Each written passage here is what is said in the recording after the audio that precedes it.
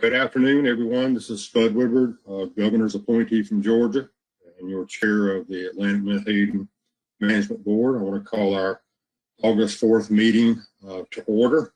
Everyone has a draft agenda. I wanted to make a few brief comments about that agenda before I ask for any suggested modifications and consent. We have one action item, which is at the end of our agenda. We've got two informational presentations. The first, which will be to review the data needs for spatially explicit management of Atlantic Menhaden and Chesapeake Bay. That'll be presented by Josh Newhart. And I just want to emphasize that this is something we were scheduled to have received back in May at our meeting. We did not have the time for it, so it was postponed. It's being brought forward to this meeting. It is for informational purposes and an opportunity for questions.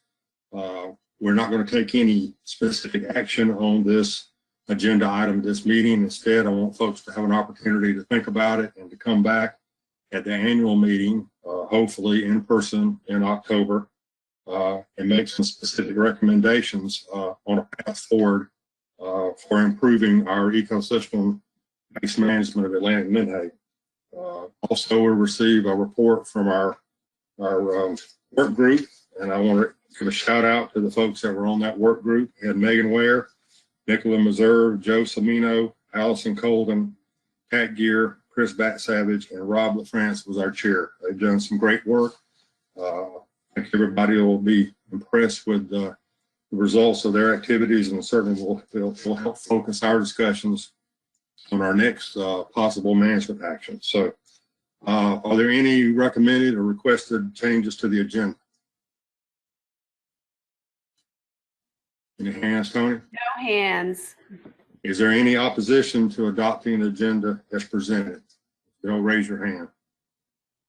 I see no hands. All right, then we will consider the agenda accepted by unanimous consent. Next order of business is the approval of the proceedings from our May 2021 meeting. Are there any edits, corrections, changes to the proceedings as presented in the briefing materials? If so, raise your hand. I see no hands. All right. Is there any opposition to accepting the proceedings as presented? I see no hands. All right, we'll consider the proceedings again accepted by unanimous consent. This is the time on our agenda for public comment. I know we have at least two folks. Kirby, what's our public comment head count? As of right now, I believe we have Tom Lilly and Peter Hemcheck. Okay.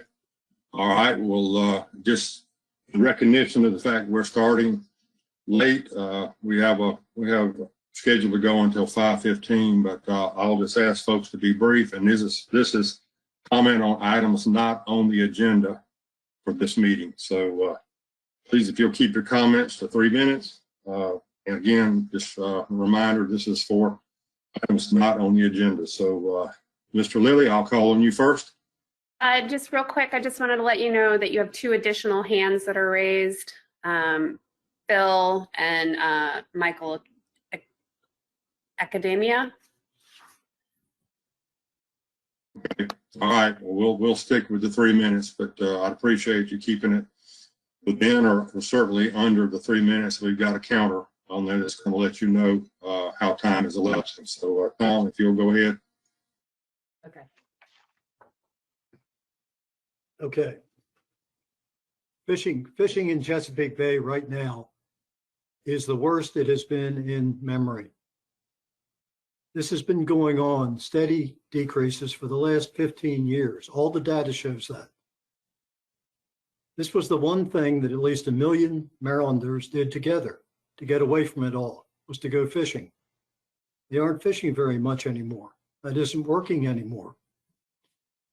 So as you know, the question really right now is what is on your minds right now as you sit there? How to take care of omega protein? Or will you take the necessary steps to get the benefits of Menhaden to Maryland's 6 million people, especially the 50,000 people protecting Marylanders from COVID and risking their lives to do so? 400,000 Maryland veterans and 1 million of their family members need and deserve a much improved bay experience. You can start that process right now to bring Chesapeake Bay wildlife back from the brink. Each of you has been entrusted with a unique power to diminish or improve the lives of all Marylanders and these deserving people, as you and only you control their food supply. The last Bay research was wrapped up when your consultant said that you don't need totals. You don't need more research. You can fairly allocate and protect the Bay by using time and area controls. You have the mail from George at New York Angler showing the spectacular improvements that have happened there when they outleveled purse seining in their waters. Our seasons are closing. A moratorium on striped bass is being discussed, but they have spectacular striped bass fishing. In New York, the ospreys are flourishing. Ours are dying out due to a lack of menhaden. So the question here for every board member, you can follow the same well-known path that New York and every Atlantic state but Virginia has taken to protect its environment and its people, requiring that factory fishing be in the U.S. Atlantic zone. Maryland can't control what happens in Virginia. That is what you are here for, you delegates. That's what you're here for. You can start that process to protect Chesapeake Bay and Marylanders right now at this meeting by starting to consider what Dr. McGuire said about the potential benefits of time and area closures. That's what you can do to protect Maryland and the people that deserve that protection so much. All right, thank you, Tom. Appreciate that. All right, Pete Himchak, you're up. Okay, I unmuted myself. My name is Peter Himchak. I'm a fishery scientist for Omega Protein, and I'd like to talk to the board about the occurrence of menhaden fish kills in 2020 and 2021. Now, I'm not just talking about peanut bunker that get trapped in a confined space by a predator and die from asphyxiation. We are now seeing older fish dying in the spring and the fall in open marine waters between New Jersey and Rhode Island. New Jersey has identified a bacterium of the genus Vibrio that is known to cause whirling disease in hatcheries as the culprit for fish kills in Raritan Bay, the Navesink and Shrewsbury River. Whirling disease can wipe out an entire hatchery, raceway, or pond. And it is that fish are characterized by swimming erratically in circles at the surface of the water. This is unmistakable behavior for whirling disease. I'm confounded how whirling disease exists in open marine waters. I know it is a horrible threat to hatcheries. So I'm asking the board to direct the technical committee to start compiling some of these fish kill events. Yeah, that we all experience peanut bunker kills, but it's these older fish that appear to be more worrisome to me. And the technical committee, I've been in contact with ASMFC staff, and some technical committee members are documenting occurrences of this whirling disease phenomenon. And I think the board needs to direct them to do a thorough investigation on why whirling disease is occurring in menhaden, bigger fish out in the open ocean or in bays. Thank you very much.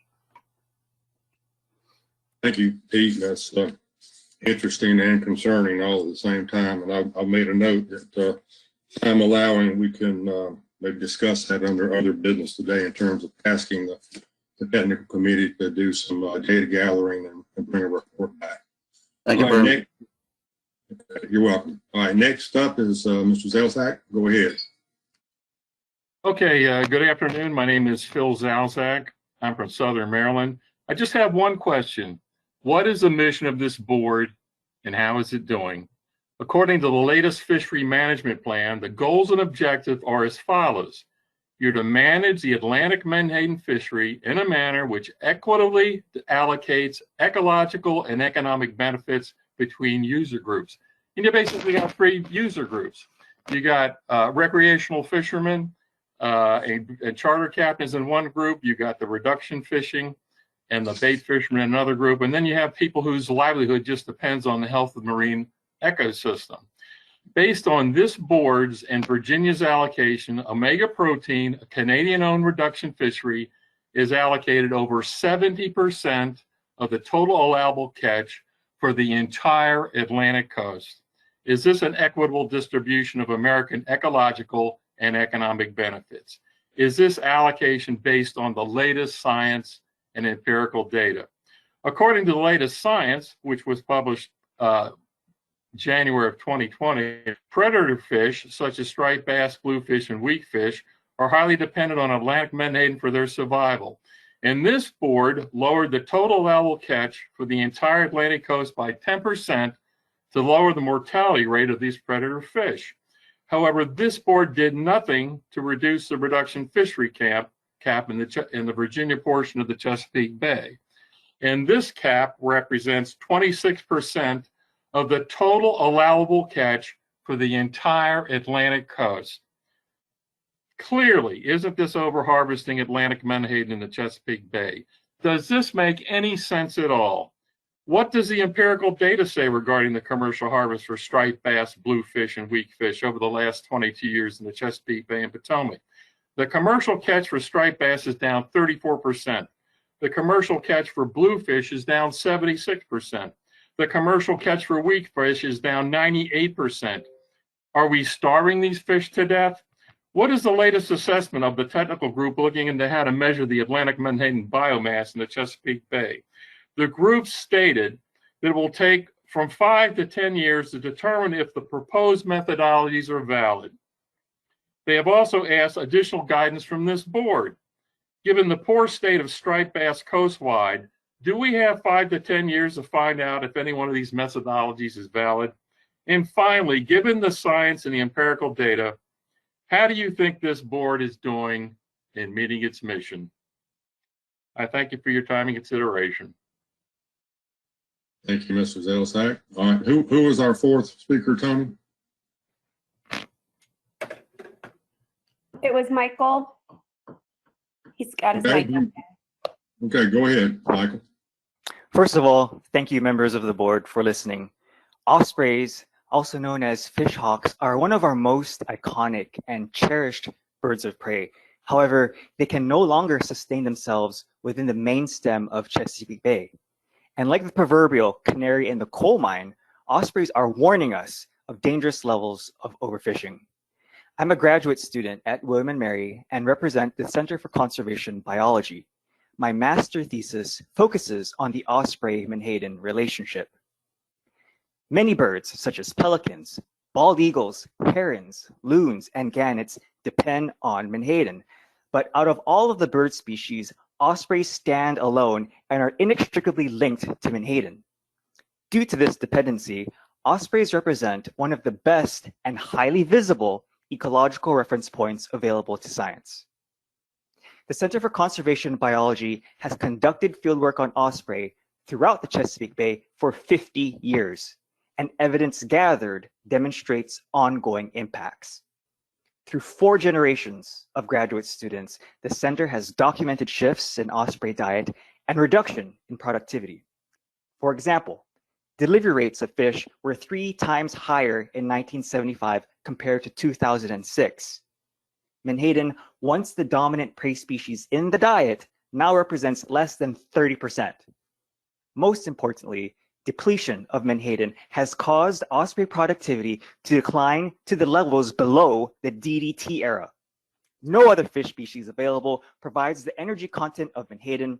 They provide critical ecosystem services within Chesapeake Bay and beyond. We request that the needs of the broader ecosystem be considered when setting harvest policy and menhaden populations be maintained at levels that support a healthy ecosystem in Chesapeake Bay. Thank you for your time and consideration. Thank you very much, Michael. We appreciate that. All right, any other hands up for public comment, Tony?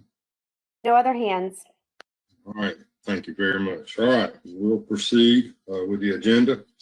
So next up, we've got Josh Newhart, and he's going to give us a presentation on the data needs for spatially explicit management of Atlantic Menhaden and Chesapeake Bay. You should have all received a written report on this subject. So we'll let Josh go through his presentation, and then we'll have opportunity for questions at the end of it. So Josh, go right ahead. And thank you for being here. Thank you, Mr. Chair.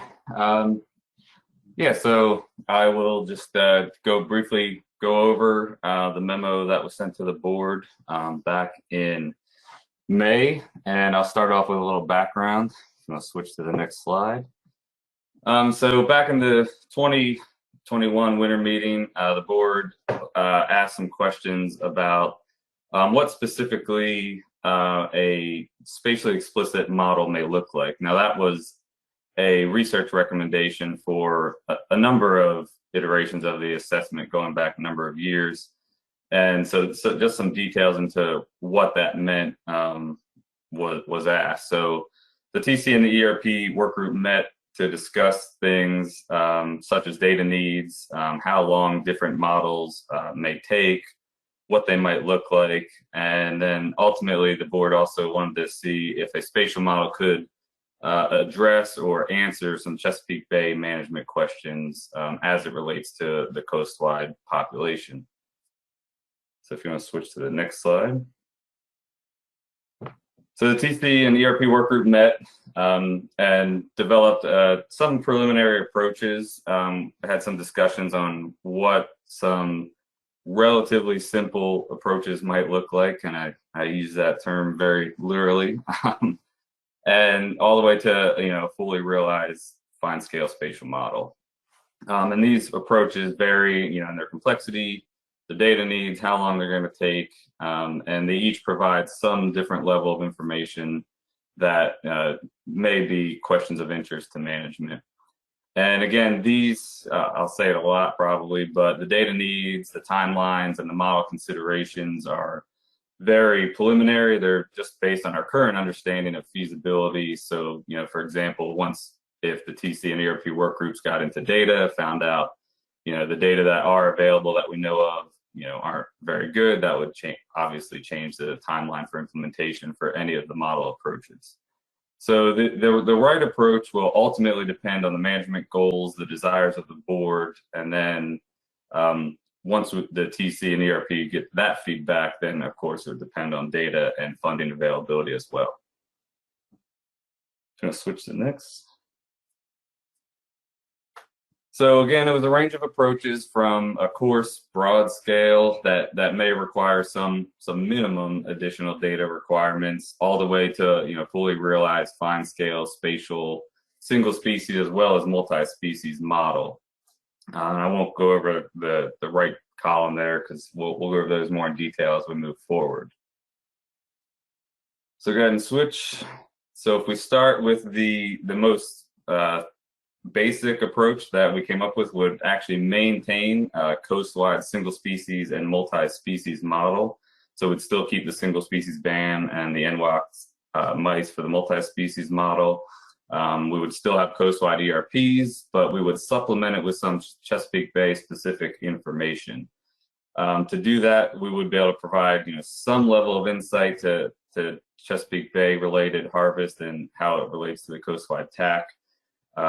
That would require some supplemental bay information, specifically menhaden abundance estimates in the bay. And one example of what that might look like is 5 to 7 years of an aerial survey. We could use some supplemental bay multi-species indicators using some existing data sets that are around. And that would only provide a qualitative context for the bay cap, not a quantitative one. So again, this kind of approach would take estimated maybe 5 to 7 years, given some targeted funding for surveys and personnel availability, if that was targeted for funding, could perhaps potentially increase that timeline. So moving on, if we were to take a little bit more refined look, we could actually provide info on a broad spatial scale. So some sort of regional scale. The examples listed there, North, Mid, South Atlantic. We could add a Chesapeake Bay region. I'll note that that Chesapeake Bay region would include coastal waters. So harvest in those Chesapeake Bay states would be lumped into that Chesapeake Bay region. This kind of approach could be explored with some existing data. Some of the uncertainty that would surround that would be that we don't know differential migration rates by age. We'd have to assume that all ages, would migrate at the same rates and spatial scale as well.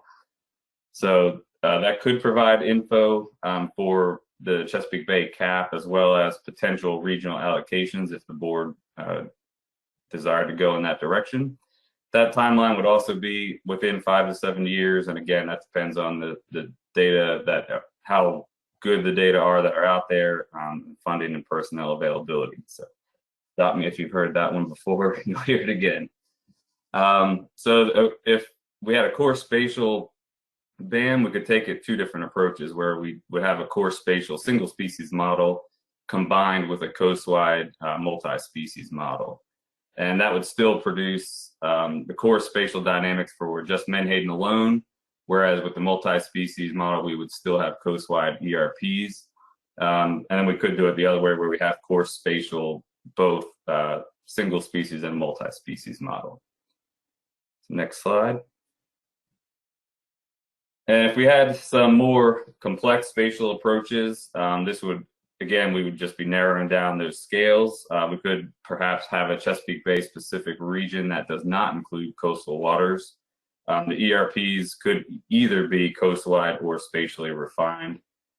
This type of approach, as you might expect, would take quite some time for development. We're talking a decade or more, perhaps. Again, if we had targeted funding for some of the survey data that may be missing, or some data mining, funding, personnel, these timelines can be adjusted.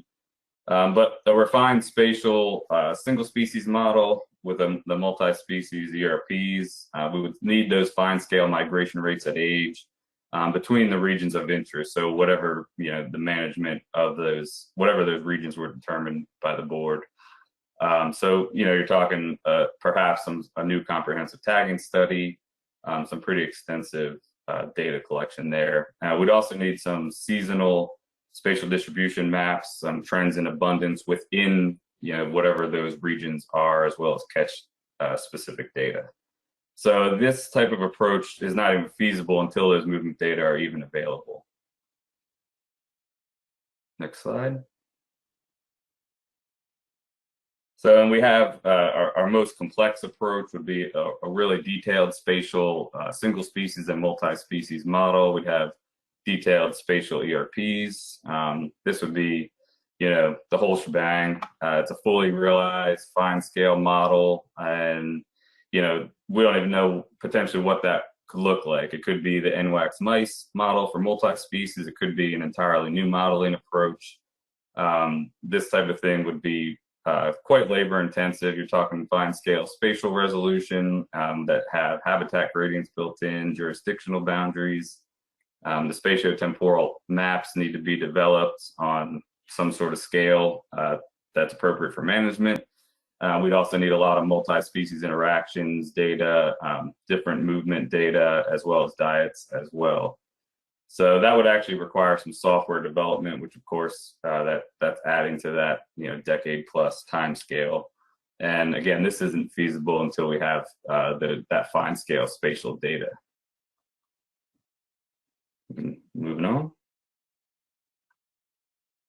So just to sum up, this is a table going from, at the top is our least complex broad approach, all the way down to the bottom where we have the detailed single species and multi-species models. The timeline there is kind of what I suggested, and then you can see across it going from left to right, if it offers some single species Chesapeake Bay reference, some information.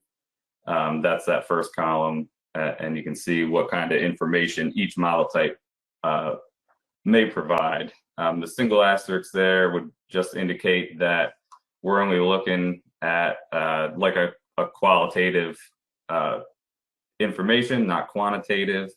And again, these time scales are really rough, depending on personnel, funding, as well as data quality. So obviously, the most that you get would be the detailed. You can get single species and multi-species Chesapeake Bay related information. You get information on regional allocation, and you get fine scale spatial models. If the goal of the board is just to get single species Chesapeake Bay information on Menhaden alone, that could be provided by the least complex approach. So we can move on. So again, the funding needs, we had some talk about what types of things should be funded or could be funded to help speed things up. Again, that's going to depend on the approach, and the approach is going to depend on the desires of the board. So if we had some funding directed solely for model development, that could shorten those timelines that were just presented. The Chesapeake Bay Menhaden Abundance Survey, it's something that has been brought to the TC before, where there's been an aerial survey that's been approved. We would need that abundance survey information for coastwide ERPs, but with the Chesapeake Bay abundance approach, we would need that information on Menhaden abundance. That also could be beneficial for some of the other approaches as well, though. So it wouldn't just be solely for that coastwide ERP single species approach. We would need some spatially and seasonally explicit diet data, as well as spatiotemporal maps for the key predator and prey species that are in the multi-species model. That would be useful for the course approach, but we could potentially use that course spatial model without that spatial and seasonal diet data. And lastly, we would need some fine scale migration rates between regions by age. Now that would be needed for any refined or detailed approaches. So those most complex models that I mentioned. Moving on. So really what the TC and ERP groups would need from the board is, what is the primary goal for this spatially explicit modeling? Is it solely for, to inform the Chesapeake Bay cap, or how Chesapeake Bay related harvests influence the coastwide population? Is it, does the board want to move towards regional allocation and need some information on that?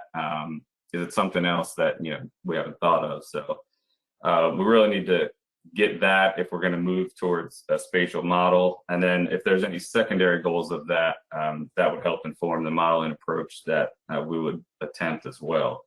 And then lastly, this is a big one too. So what trade-offs is the board willing to accept, giving, the desired goals as well as the timelines for implementation? If for example, you wanted it done quickly, are you willing to put off, the next benchmark stock assessment? So some of those trade-offs really need to be considered to help the TC and ERP work group move forward. And I think that's the last slide. I can take any questions. Oh, I got one more. So I might have kind of mentioned it, but yeah, the ecosystem objectives, if there's Chesapeake Bay specific questions, are those exactly the same as coastwide ERPs? Maybe it's different predators. There's different, obviously, predator-prey dynamics that are occurring within the Chesapeake Bay, separate from the coastwide population. With the board, I mentioned that in some of these approaches, the Chesapeake Bay region would include coastal waters. And would that be acceptable by the board, or would you want just the Chesapeake Bay specific region and not include those coastal waters? So with that one, I could take any questions. Yeah, thanks, Josh. And thanks a lot to the TC and the work group for distilling this down to a clear, concise document for our purposes. I appreciate the fact that it's mentioned repeatedly that it is contingent on data, quality data, personnel, and funding, and that that's something that we all have to keep in consideration. When we moved into an era of ecosystem-based fisheries management knowing that it relies on a tremendous amount of timely and quality inputs. And, kind of reminds me that you don't run a top fuel dragster on stale lawnmower gas. You just can't do it. So those are things we're going to have to bear in mind. And so I'd open up the floor for questions right now. So if you'll raise your hand and we'll get everybody in the queue. Mr. Chair, I'll give you 3 names for now: Allison Colden, Justin Davis, and Marty Gary. Okay. All right, go ahead, Allison.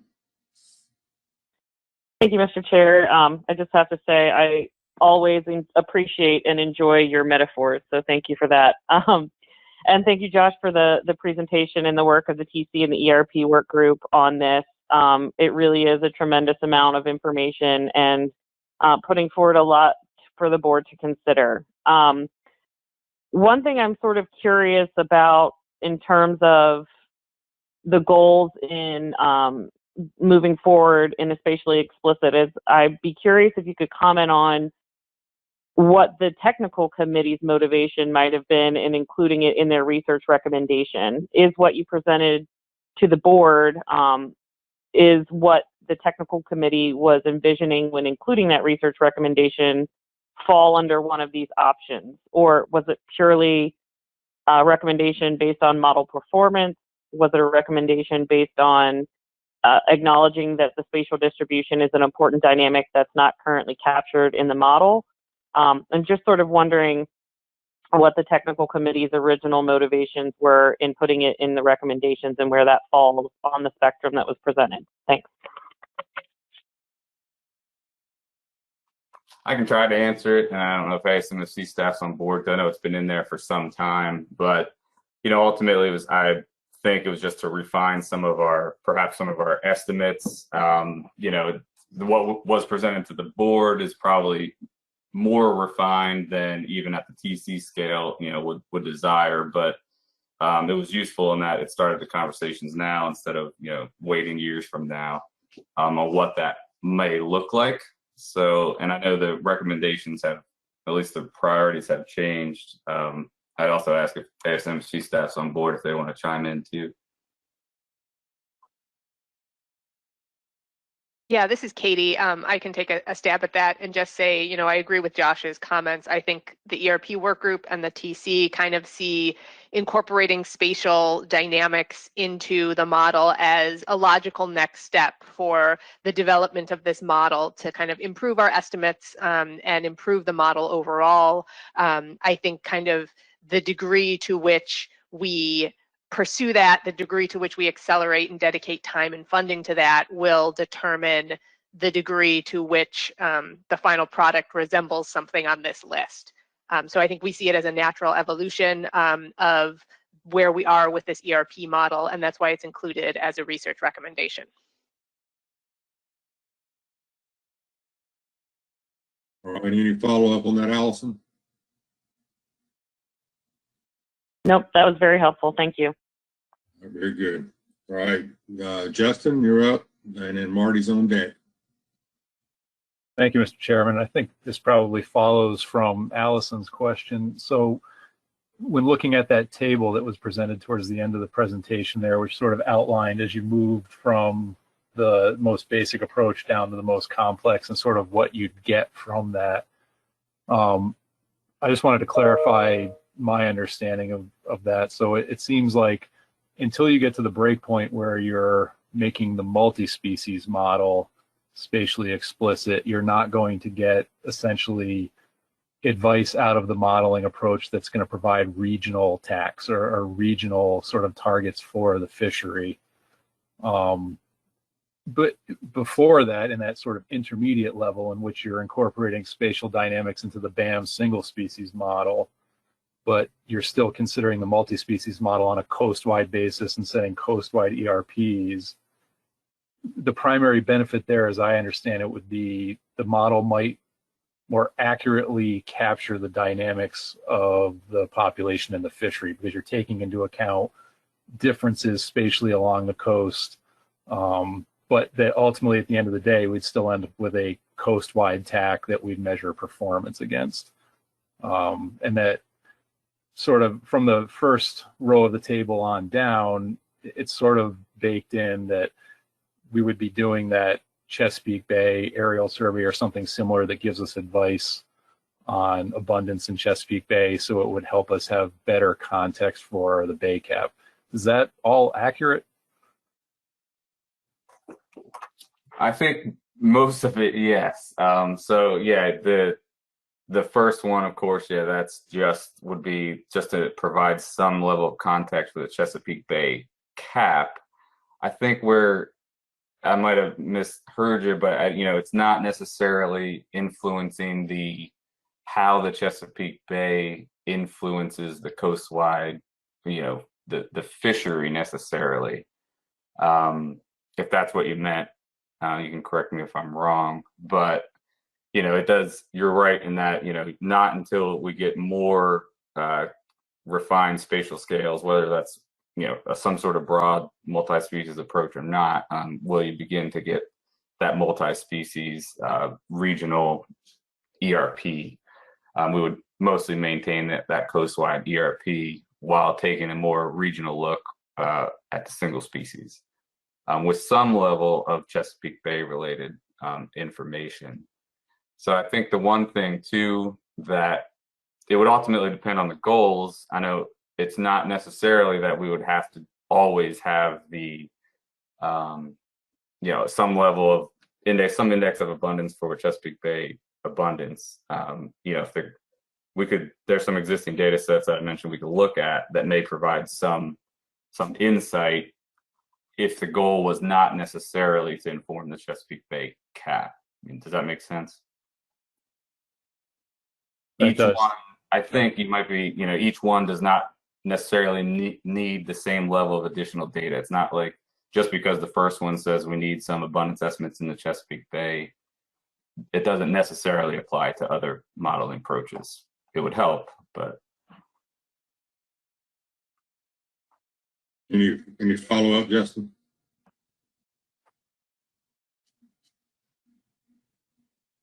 I guess not. All right, Marty, who we got else? Who's on the list, Tony? After Marty, we will have Connor, and then Joe Semino, and then Lynn Fagley. Good. All right, go ahead, Marty, and Connor, you're on deck. Thank you, Mr. Chairman, and thank you, Josh, for your presentation. It's a lot of information to process. I feel like a goalie that just saw 5 shots go by and I'm just trying to figure out what happened. But on the theme of spatial resolution, more generally speaking, it's a question that I get asked quite a bit by our constituents in trying to better understand this species utilization of Potomac River habitat, which widely varies based on flows, salinity, temperature, and seasonal hypoxia, which is an issue for us in the river during the warmer months. Does a level of spatial resolution, Josh, that will allow us to understand the degree that this species utilizes year to year the Potomac or portions of the Potomac to some degree? Is that really kind of just a matter of if it falls into the priority and we have the funding, is that attainable, I guess? And this, I guess, this question's asked of me because folks often link predator availability, hand in hand with it. And I'm not sure if it's exactly the case all the time, but they certainly seem to observe predator species like Spanish mackerel showed up in the river 2 years ago and were 50 miles up the river, and nobody could remember the last time they saw something like that. And they were linking that to a large number of menhaden that were in the river. Whether that's true or not, I don't know. But I guess ultimately my question is, what can you say if the funding and the time permits? Would you be able to spatially address some of those general inquiries I'm referring to? Thank you.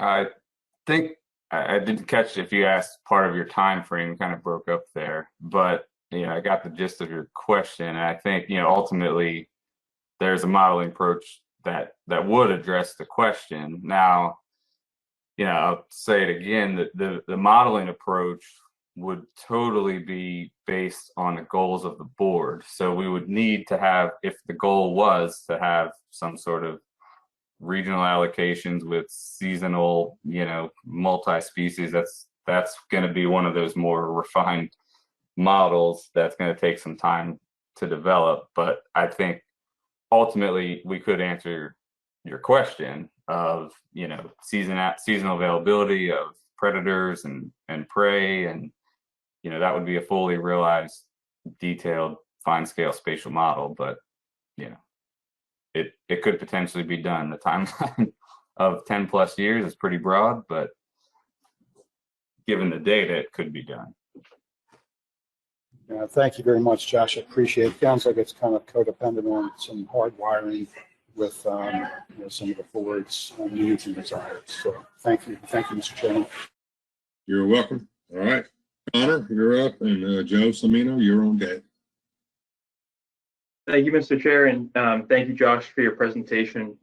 Just thinking in the context of priorities and balancing competing needs and for research and work, I guess my first question was trying to think through, depending on the goal of and looking at the approaches in Table 1, is there an opportunity for some of these to, not be mutually exclusive and build upon them sequentially? So perhaps one of the tools be this 5 to 7 year mark estimated, but in that time, you're also somewhat building towards the more refined spatial BAM or NWAX mice model for ERPs. And then I guess my second question is, if one of these elements were just, chosen for direction, would that still allow for reevaluating models or multi-species models for ERPs, which was a discussion when we first looked at the ERPs, and that might be challenging based on workload for the TC and ERP working group. So I just wanted to get a better sense of what allows us to keep evaluating and improving the multi-species model while pursuing these additional spatial data needs. Yeah, the first part of your question, definitely some of these could build upon, one to the next. Clearly, if we had some idea of Menhaden Bay abundance, that would help inform, other modeling approaches. The tricky side of that is, like you mentioned, with time and staff availability, if, there's no sense in necessarily moving towards a regional allocation model if the board is not going to manage the fishery as such, of course. So, these things, it's hard to separate any one approach and say, well, that's the ideal approach, because it totally depends on the goals, of course. So while some of them, I think any of the data collected in one would likely inform the other. And again, if anybody wants, any ERP group or TC staff wants that chime in, that's fine. But I think that answers your question. The second approach, the second part of your question is honestly just quite difficult to answer. It's like you said, I think it's given time and staff availability, all the time crunch for the next benchmark. It's just, that one's hard to answer without any real clear definitive questions from the board to answer.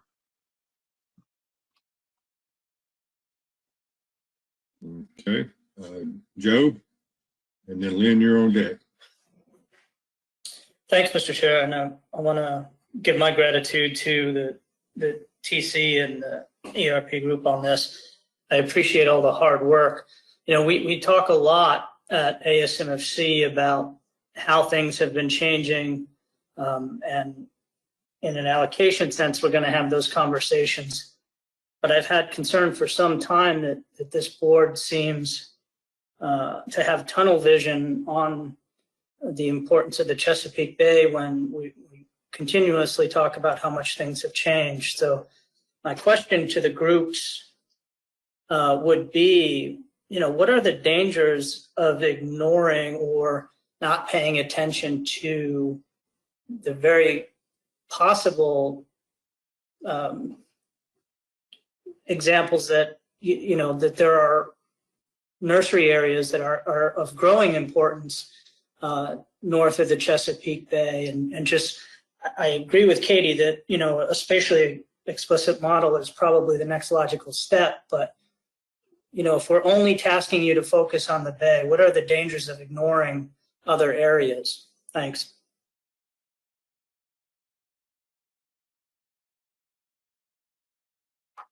I mean, that one's hard to answer. I mean, the simple answer would be, I mean, if we're spending time looking at the bay, we perhaps may not be spending time looking at other stuff, but that's, you know, that all depends on the approach as well. If it's just something relatively simple, I mean, the TC has had, you know, looked at and approved aerial survey design a number of years ago for the Chesapeake Bay specific, and, you know, didn't seem to detract away too much from, you know, coast-wide issues. So, you know, there's the quick answer is, I mean, I don't really know, but I mean, there's opportunity there to do both, given, again, that all goes back to staff and time availability though.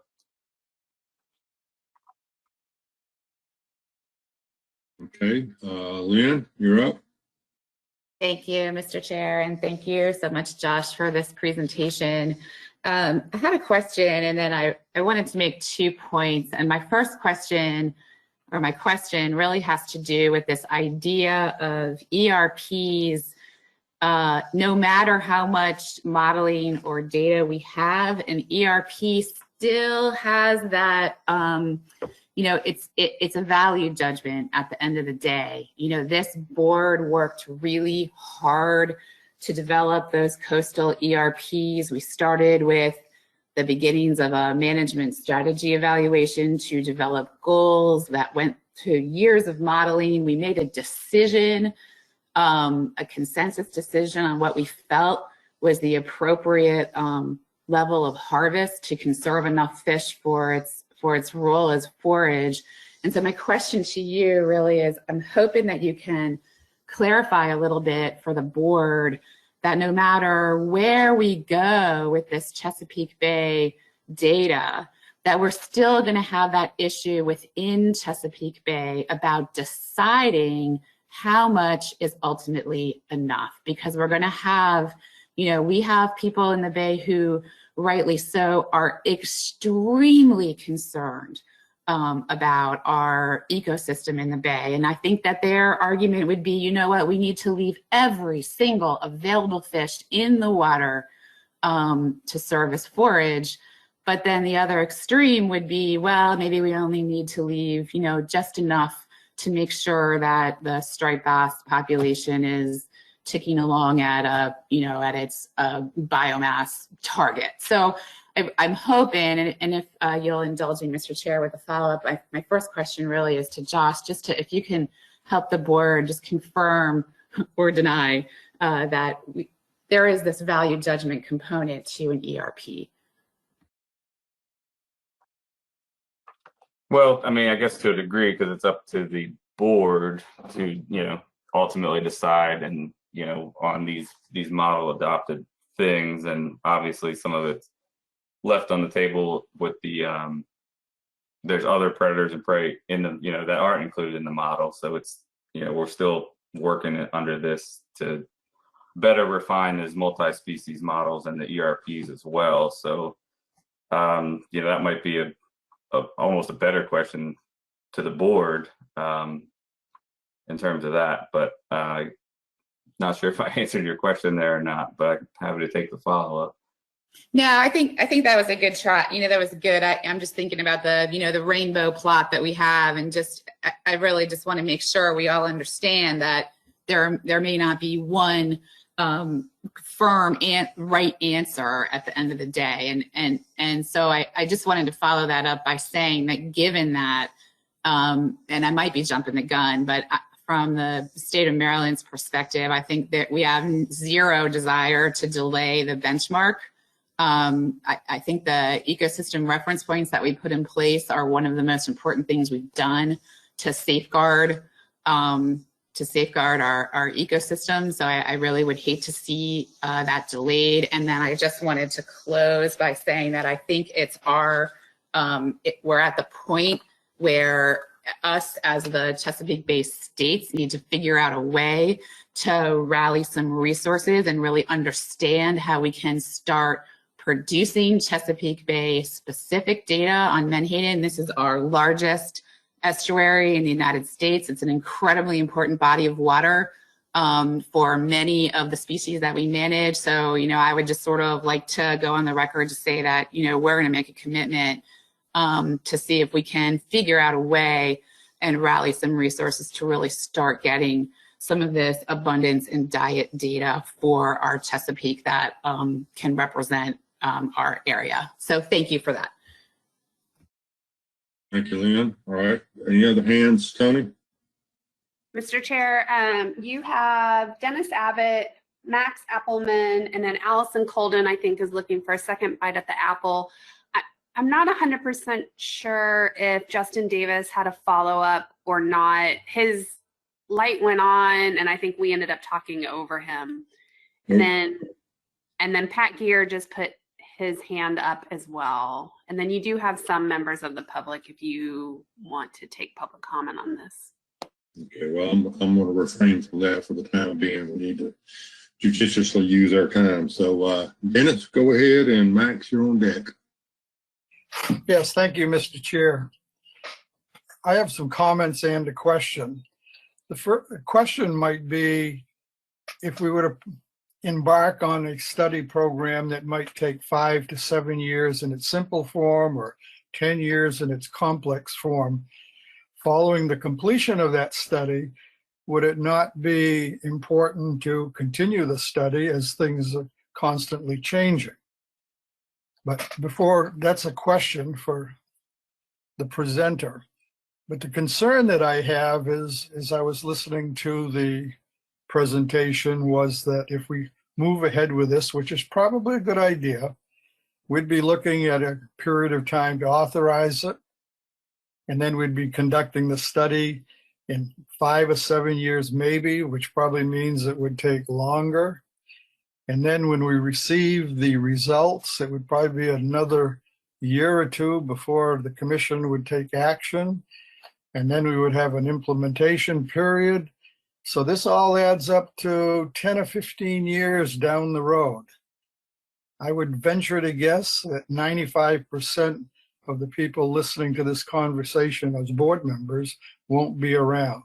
I know I won't be around because I'm 80 years old, so I probably won't see the results of this. So I'm also concerned about whether this study is going to take away from us dealing with the issue of the Chesapeake Bay problem today. Lynn Fegley made a lot of good points about in Maryland, they have people that, may want to leave every Menhaden in the water and vice versa. But I'm up in New Hampshire and I'm a long way from the Chesapeake Bay, but I'm very concerned that for the health of the striped bass that head this way every summer. So I think that we have to deal today with the real perceived problem of the Chesapeake Bay cat. A number of people, my telephone's ringing, so I'll stop there and say that in a parallel course, we should be dealing with this study, but we should also be dealing with the Chesapeake Bay problem today. Thank you. Thanks, Dennis. I think you had a question in the front of that. You still have that in your head, Josh?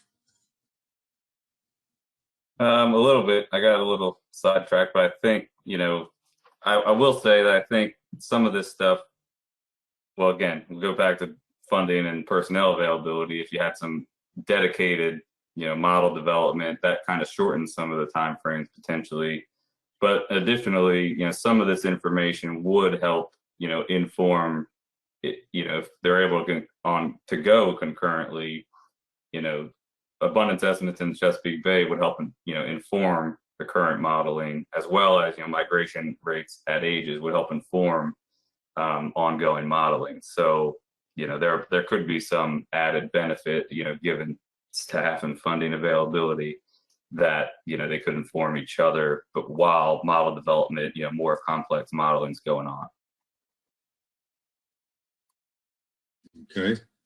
All right, Max, I think you want to talk so you can make sure that that blank check that NOAA Fisheries is going to send us for all this needed work gets to the right place. Is that correct? Well, thank you, Mr. Chair. I guess I should start by managing expectations on our commitment for funding and personnel time. So I'll put that out there.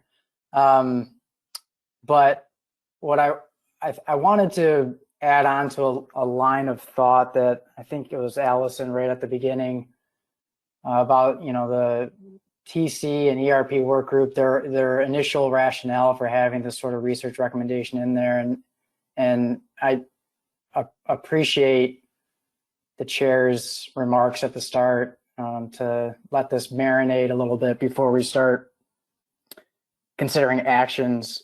So with that in mind, I think it'd be really helpful for me and maybe for others to get to elaborate a little bit more on, if this line of tasking wasn't going on right now, where would the TC and ERP work group be going with the spatial information, given the data that they know to be available now and the modeling capabilities that are available now?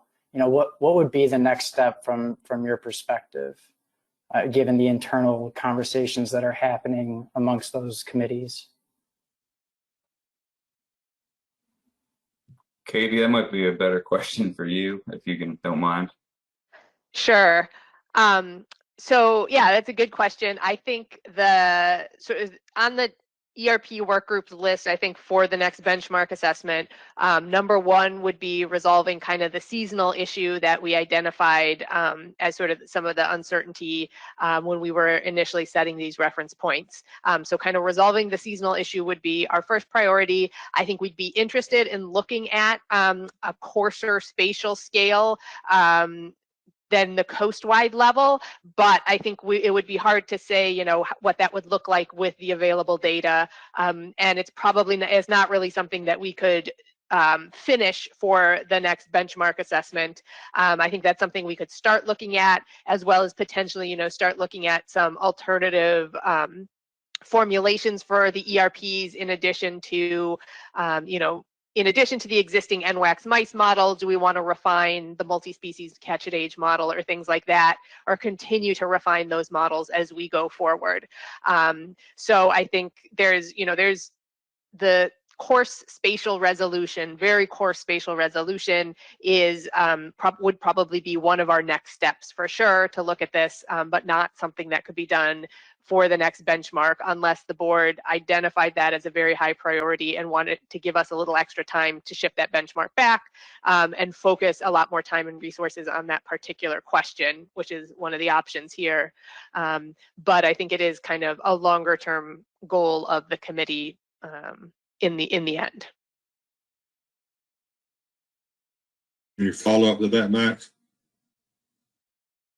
No, I mean, that was really helpful. Again, I appreciate that we're buying ourselves some time here and letting all this information sink in and just letting it marinate a little bit more. So that was definitely helpful. Thank you. You're welcome. All right, Allison, and then Justin, sorry if I missed you earlier. I'll call on you after Allison. Thank you, Mr. Chair. Appreciate the second round here. I just wanted to call the TC's attention, if they didn't already discuss it in the meetings. There is some existing work that was funded in the Chesapeake Bay region to develop specific forage indicators, as well as Chesapeake Bay specific Menhaden abundance estimates. So, I'm not sure what the protocols are. I know in the past there have been external studies that have been reviewed by the TC and the ERP work group to be pulled into the ASMFC process. But I just wanted to flag that there has been some funded work, I believe by the NOAA Chesapeake Bay office that could possibly have some management or technical implications here. But I do know one thing I want to flag, which is related to all of the caveats that Josh has been so diligently giving us about data availability and the feasibility is, it's my understanding that the funded study to develop a Menhaden abundance estimate for Chesapeake Bay was not actually able to move forward because industry was unwilling to provide the data to the PIs who were funded to do that project. I think that that is an absolute shame, and that we had an opportunity there to move something forward, and there was the lack of cooperation that caused that to stall out. So I want to flag that we're going to need that type of cooperation if these improvements to the model and to our management structure are going to move forward, and hopefully flag those studies for the TC if they weren't already aware of them. Thanks.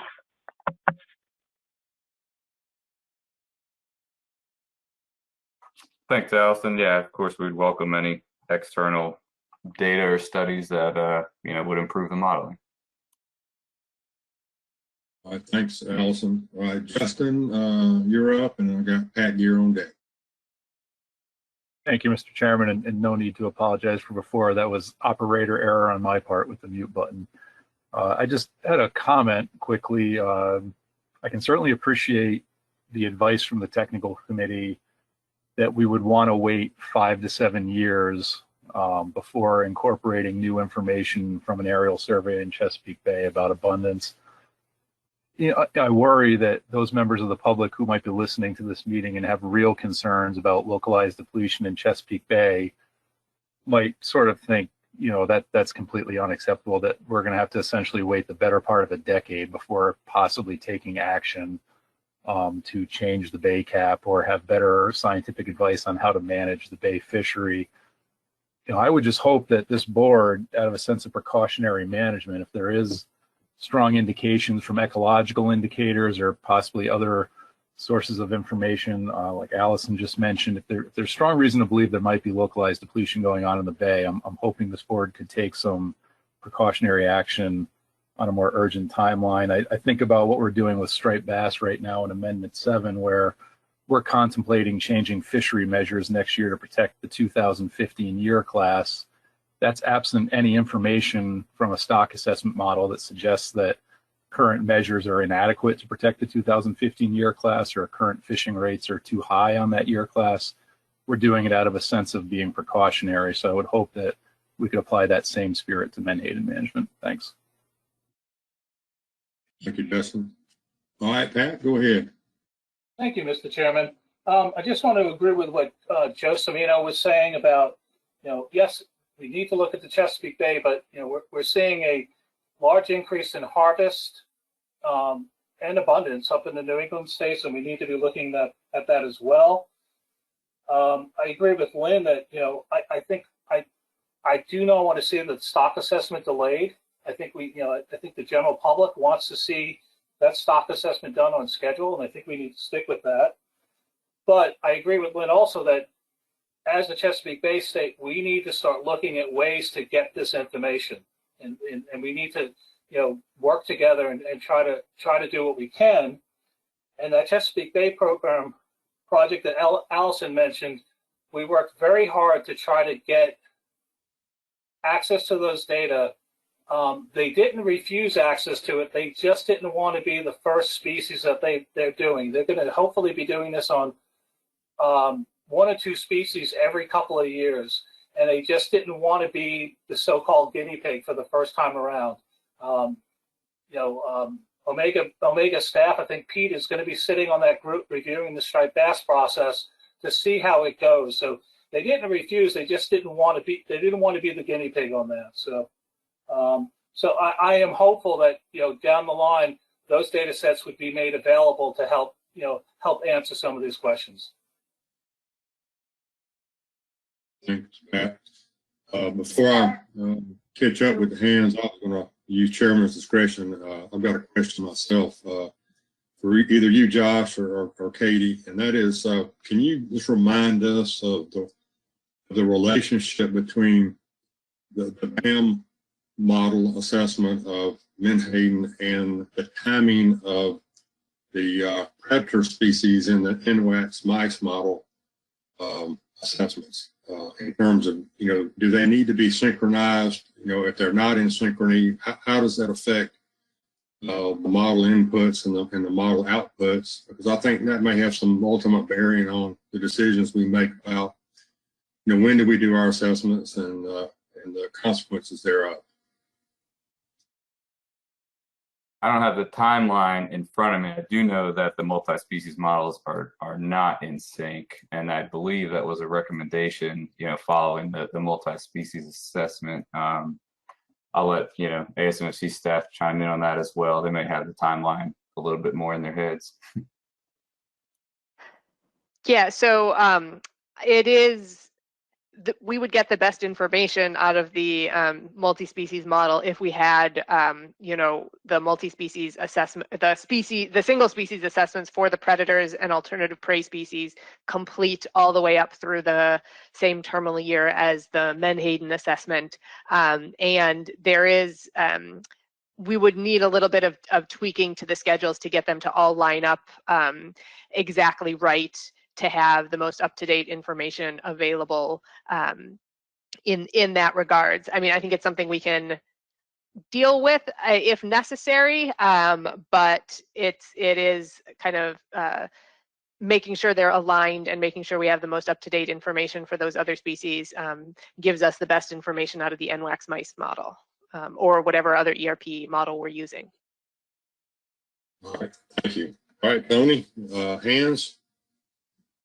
I think you have exhausted the hands of the board. Pat Gear, is that a hand that stayed from before? Yep, it was.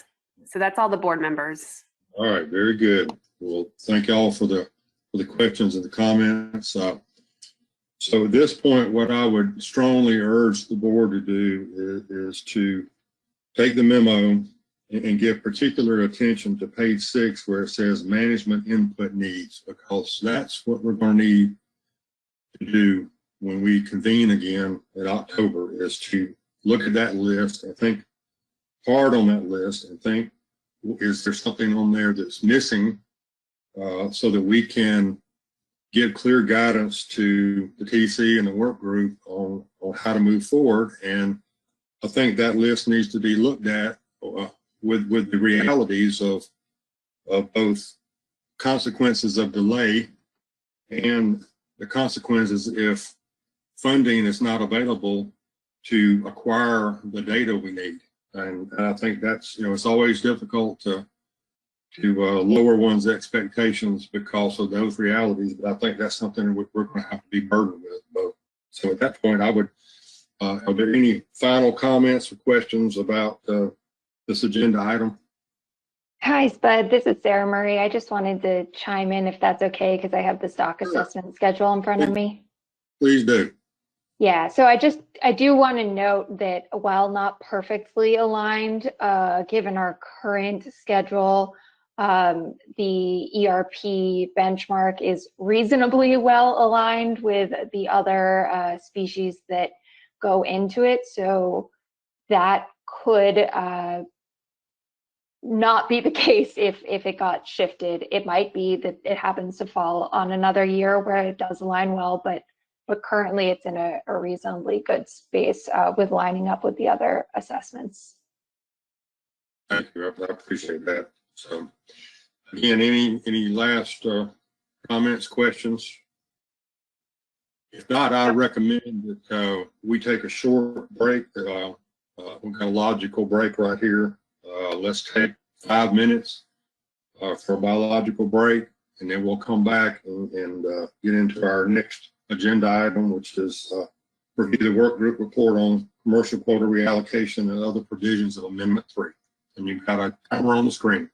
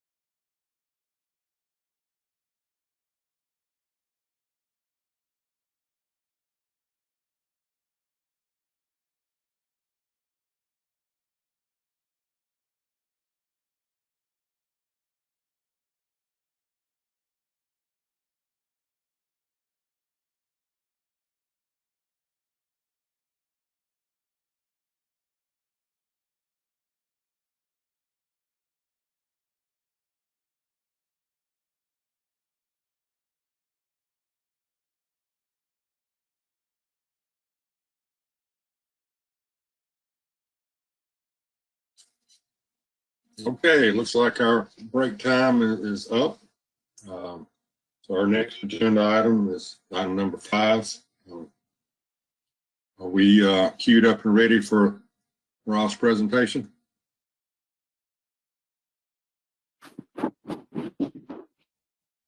We just want to make sure we got Rob ready to go and his mic is working. And then Maya on your end, hopefully you've got the presentation set up for him. Hear me okay? Mr. Chairman, can you hear me? I got you loud and clear. So I'm ready when you are.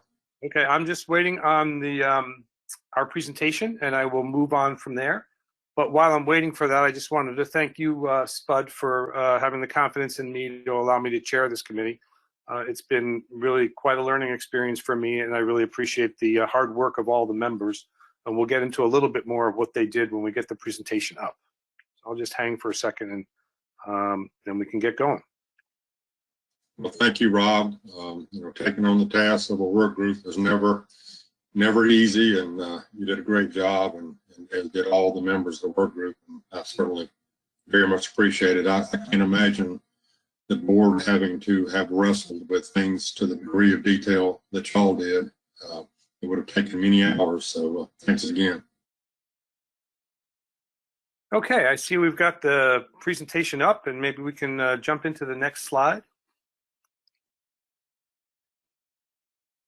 So we just put forward an outline. This is sort of the same outline that we put forward in the report, which everyone got in their supplemental materials. Effectively, we started from a board motion from the last meeting. We'll talk about that and lay that out in a little bit more detail. The working group was appointed by the committee chair and included the states that you see above up there. And what we did with the report itself, we set out the background about some of what the issues are, and then really got into what are really the main topics of the report. Allocation, which fortunately for me, I was very happy to have different members of the working group take lead roles on this. And on the allocation section, Megan Ware of Maine was the lead.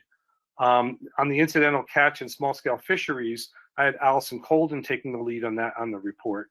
On the episodic event set aside, Nicola Meserve was the lead there, and then on additional strategies to address the amendment options, Amendment 3 provisions, we had Joe Cimino. Kirby did a great job, and I just can't thank him enough for all of his additional information and providing everything he did to me.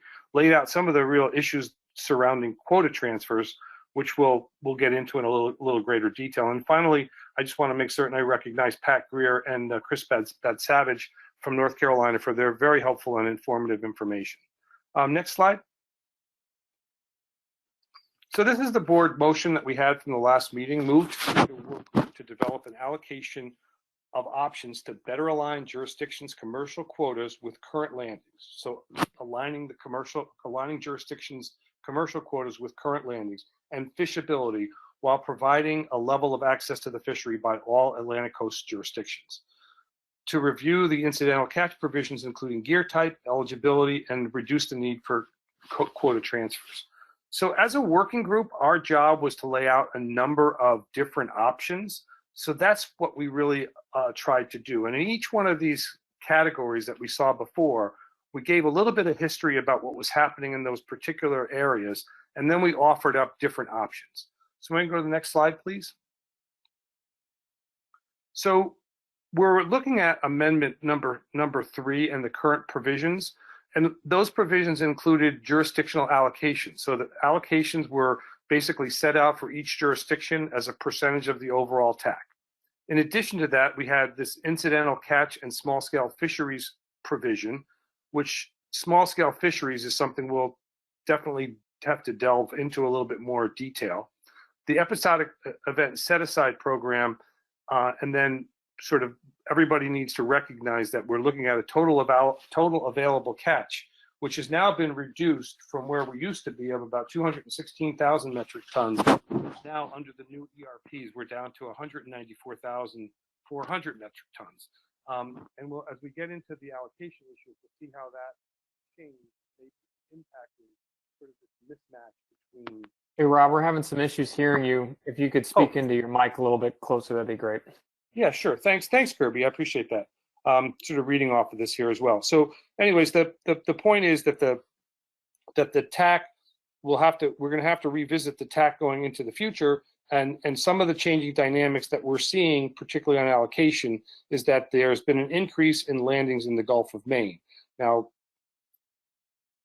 the issue as to why that's happening, we could maybe talk about, but my sense of it is there's been more bait landings up there, really responsive to the lobster fishery and the need to capture lobster, bait for a lobster that used to be herring and now is more and more relying on menhaden. Next slide, please. So I think this quote really came from Megan Ware. We have a mismatch right now between quota and fish availability. And in essence, and we're going to take a look at the allocations provisions in just a second, but the change in state fisheries and landings since 2009 and 2011, which is the time period that the allocations were based upon, has really sort of shifted, particularly in the northern states. The seasonality of fisheries presents an issue around quota transfers as well. So as people fish the species under their existing allocations, if they run out of an allocation, they need to see quota transfers from other states. And in our report, we actually lay out some of the history of what's happened and what states have transferred quota from certain states to other states. Certain states and most of the states have gone from a variety of states up to the northernmost states. And then fixed minimum quotas has resulted in latent or unused quota. And I think that was something that we were all being asked to take a closer look at as part of the working group. The fixed minimum could, again, the fixed minimum could vary in each year depending upon the value of the TAC. That's another thing that folks needed to recognize. These are set out in percentages. The allocations are set out in percentages of the TAC. So if you change the TAC, you're going to change the actual quota or the amount of landings that can happen in each state. Next slide, please.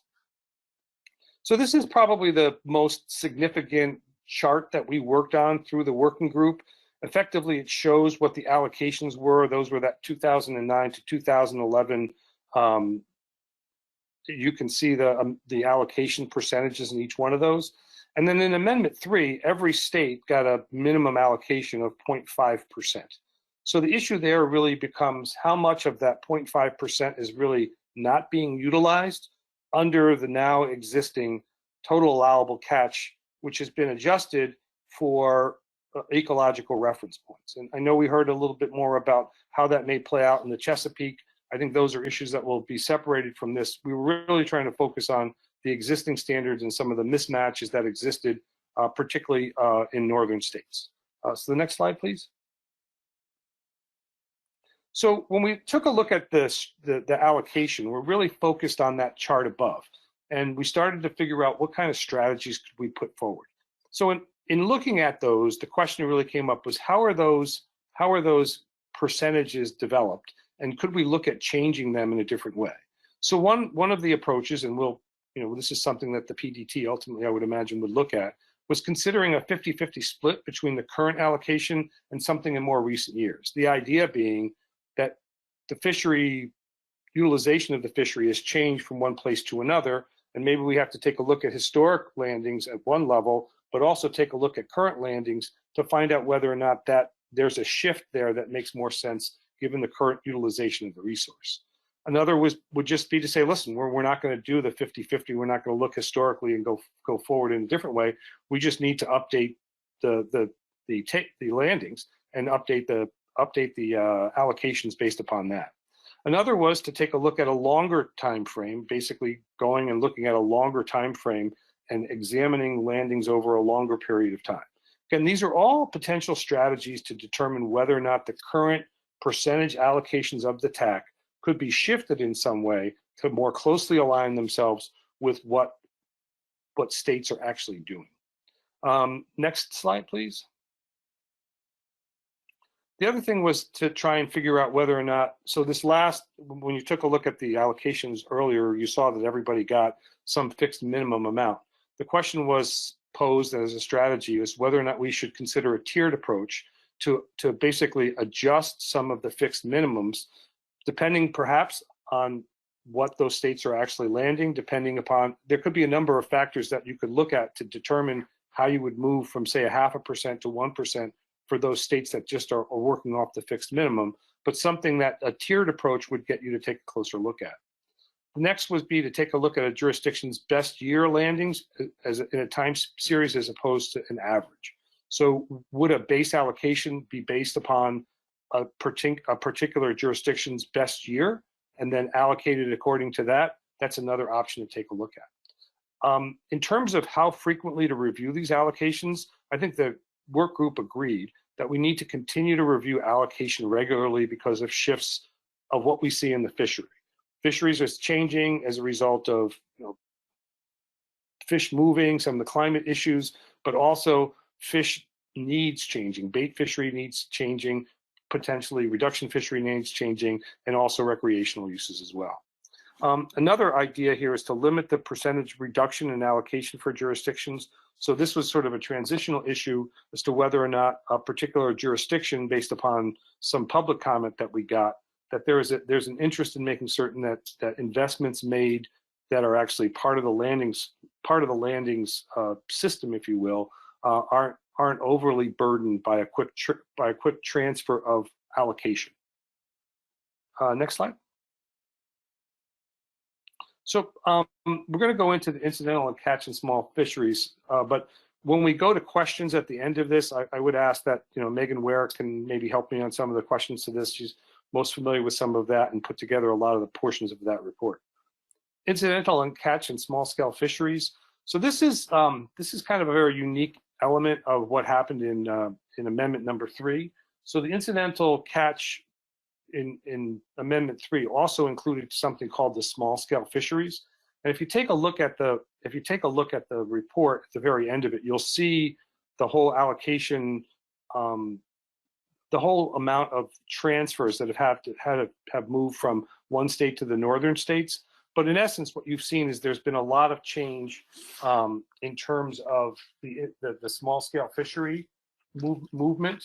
So the incidental catch small scale fisheries in 2017 was averaging, I think, 4.5 million pounds on average. But in 2020, it's up to 13.9 million pounds. So you can see that there's been a big pressure on the small scale fishery in terms of pressure on the northern states. Just kind of lining up here, you can see that a lot of this is coming from the small scale fishery through purse seine, and then again, a lot has changed. So I think there was a lot of discussion in the working group and also included in the report about the various types of gear used. And I'm not going to get into that in any greater detail, but there's a question about how the gear should really be taken a look at, and maybe we need to take a closer look at that. And then this other issue is something that's important for folks to recognize, which is the small scale incidental catch and small scale fisheries. It was included that the landings in that particular program were included in the assessment of ecological reference points. But when we do the management of it, it's not being accounted for in terms of being accounted for against the TAC. So there's a possibility that the TAC could be exceeded if total landings continue to increase. Moving some landings to a directed fishery may improve accountability, and these landings are accounted for, like I said, assessment models, but not in the management as part of a TAC or as a set aside. Next slide, please. So the potential strategies to take a look at underneath this small scale and incidental catch fisheries was, should you separate them out? Should the small scale fishery be taken as separated from the incidental catch fishery, sort of a directed and non-directed fisheries? And whether or not that is doable or not is a question, but it was a question of whether or not, do you really want to have the two of those sort of packaged together? Another issue was gear type, and the different gear types depending upon where you are, whether it's a passive kind of gear or whether it's a more active gear, was something that was definitely discussed by the working group. And again, this is where I think we need to focus some of our attention in looking at this particular program. The other idea here is on some of these things, the incidental and small scale fisheries, there could be a limit, lowering the trip limits that currently exist within the amendment might be another way to help reduce the amount of fish that are taking and are outside, if you will, the existing allocation. And then finally, or excuse me, not finally, but the last one on this page, count all incidental catch and small-scale fishery landings towards the TAC using a set-aside of the TAC. That's how it works under the episodic event set-aside, or maybe under a management trigger. Next slide, please. Develop a cap. So this is another way to take a look at small-scale fisheries. You might want to just say we're going to cap small-scale fisheries at a certain number and make certain that that's a part of the TAC, and again, possibly utilizing a management trigger to move that forward. Requiring all states to utilize their full directed allocation prior to entering into incidental catch, regardless of in-state allocations. That becomes maybe a state-by-state issue that needs to be resolved, perhaps amongst everybody on the whole commission. And then finally, to just eliminate the small-scale fisheries provision and revert to a bycatch allowance only. So I think folks can see here there's a very broad array of possible ways to deal with this specific issue, a lot of it having to do with sort of how expansive the interpretation of the small-scale fisheries has been and the increase of landings underneath it. Next slide, please. So the episodic event set-aside program is basically a provision that allows states to, hold on one second, please.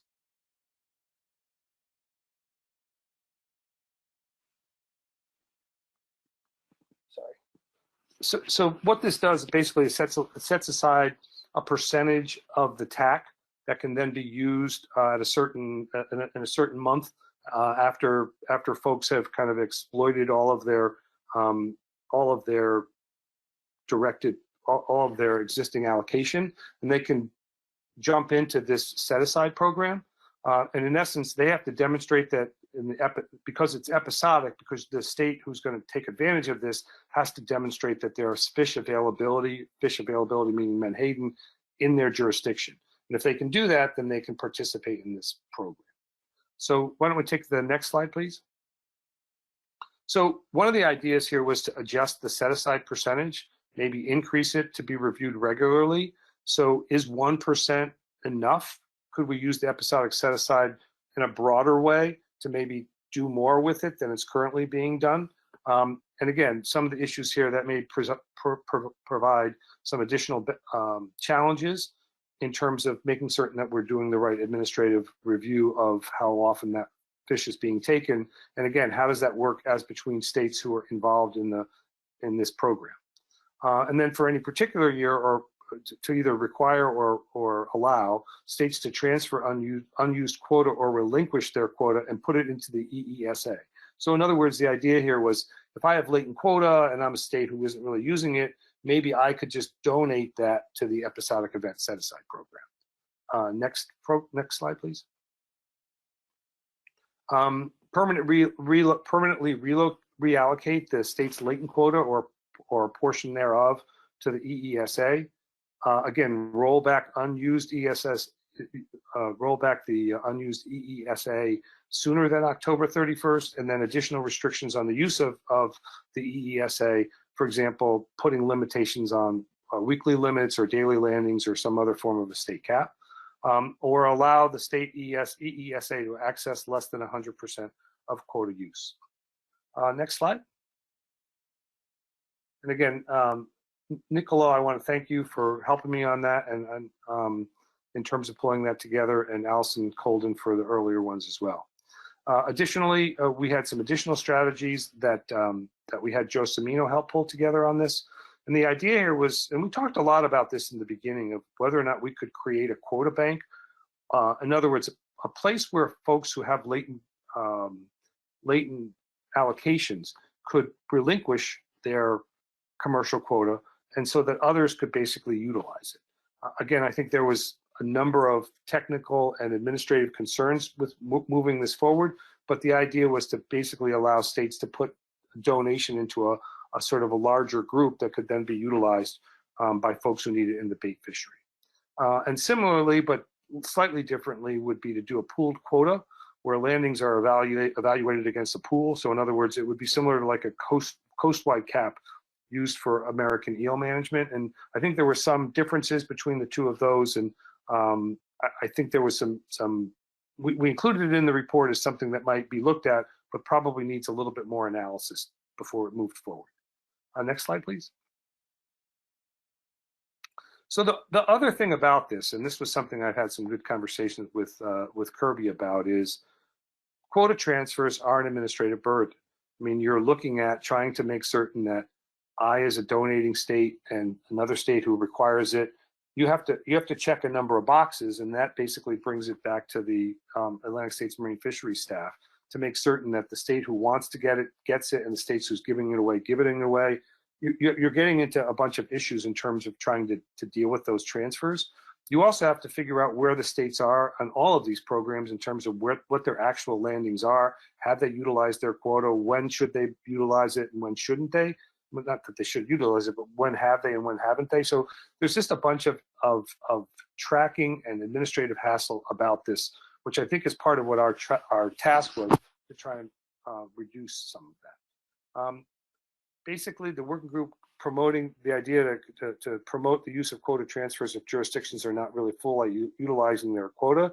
I think that was one of the things that the working group was hoping, that if you're not using it, maybe you could allow it to go someplace else.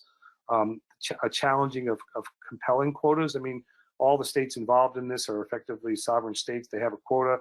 They get to decide what to do with it. And we, as a working group, we're trying to offer up suggestions for figuring out a way to move, transfer, or somehow or other alter allocations such that we were not left with latent quota. And finally, adjust fishing season from the calendar year to be offset with peaks in fishing pressure. And again, this was one of the issues of how the timing of all of the transfers, quota transfers, work. Next slide, please. That's it. I apologize for running through that pretty quickly. I think the report does a better job than I did in terms of actually laying it all out. But hopefully my presentation, when combined with reading the report, will get folks to where they need to go. So thank you. Thanks very much, Rob. Great report. Lots of innovative thinking and good ideas to deal with some difficult and challenging issues. So at this point, I'll open up for questions for Rob and certainly his section leads. So Tony, if you'll give me the raised hands.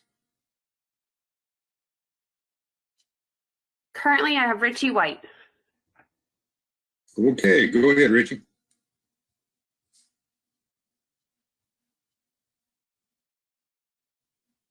Go ahead, Rich. Okay, thank you. I guess I was blocked there for a minute.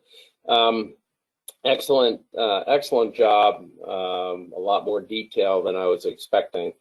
And I think it'll be helpful. Was there any thought given to kind of the next step, getting into numbers, to look at the last couple years of landings and quota transfers and come up with a total volume that it looks like the New England states need to find, and then so kind of work it backwards. You know, what's the total amount that the states are now utilizing and landing, and then that might help applying to which of these options would work. Thank you. That's a great question, Richie, and I'm going to answer what I think, but I'm also going to ask Megan where to jump in on this. I think in many ways what's happening in the Gulf of Maine and up in that general direction, I think Megan has the best handle on. But I think what we were trying to do was to offer up suggestions of different alternatives. I like what you're saying in terms of the idea of actually working it backwards. I think that was in the minds of some of the folks we were working with when we started to take a look at some of the data sheets. But I would say that I don't know that we actually did some projections, although there was some discussion of that in the working group. So Megan, I don't know, are you available to maybe answer that? I said I might phone a friend on this, and I think I'm doing that right now. Yeah, I'm happy to chime in. I think you had a great answer. Yeah, Richie, we never like specifically added up the landings from the New England states and like came up with a percentage that were some people may be looking to get to the New England states, but we did look at things like direction of transfers, the percent of total landings that are coming from each state. So I think we looked at the trends that would kind of support that type of analysis, but we didn't specifically say, as an example, the New England states collectively landed 8%, let's say, of landings last year. How do we get to 8%? All right, thanks, Megan. Yeah, I think the issue here, Richie, is we asked the work group to develop these strategies to address things like mismatch, and then it'll really be up to the board to decide how to move forward and which strategies are best suited for addressing both the current situation and possibly preventing future situations. All recognizing that we're going to have a dynamic situation with these fish, like most fish. I mean, we spent a lot of time talking about black sea bass distributions earlier today, so it's part of our life. So, Tony, any other hands? I don't have any other hands at this time. Okay, well, Rob, you did a great job, or just overwhelmed everybody with the menu. I think you've heard me mention that before. Yeah. Thank you, Spud. But it's a great menu, and we certainly appreciate the work that's put into it. There's no doubt there's a lot of thought put into this, and I think it's going to help us. So if there are no questions or comments about Rob's presentation, we're going to move into our next agenda item, and that is to consider initiation of addendum on commercial fisheries measures. And I'm going to turn it over to Kirby for some background information before we get into our deliberations.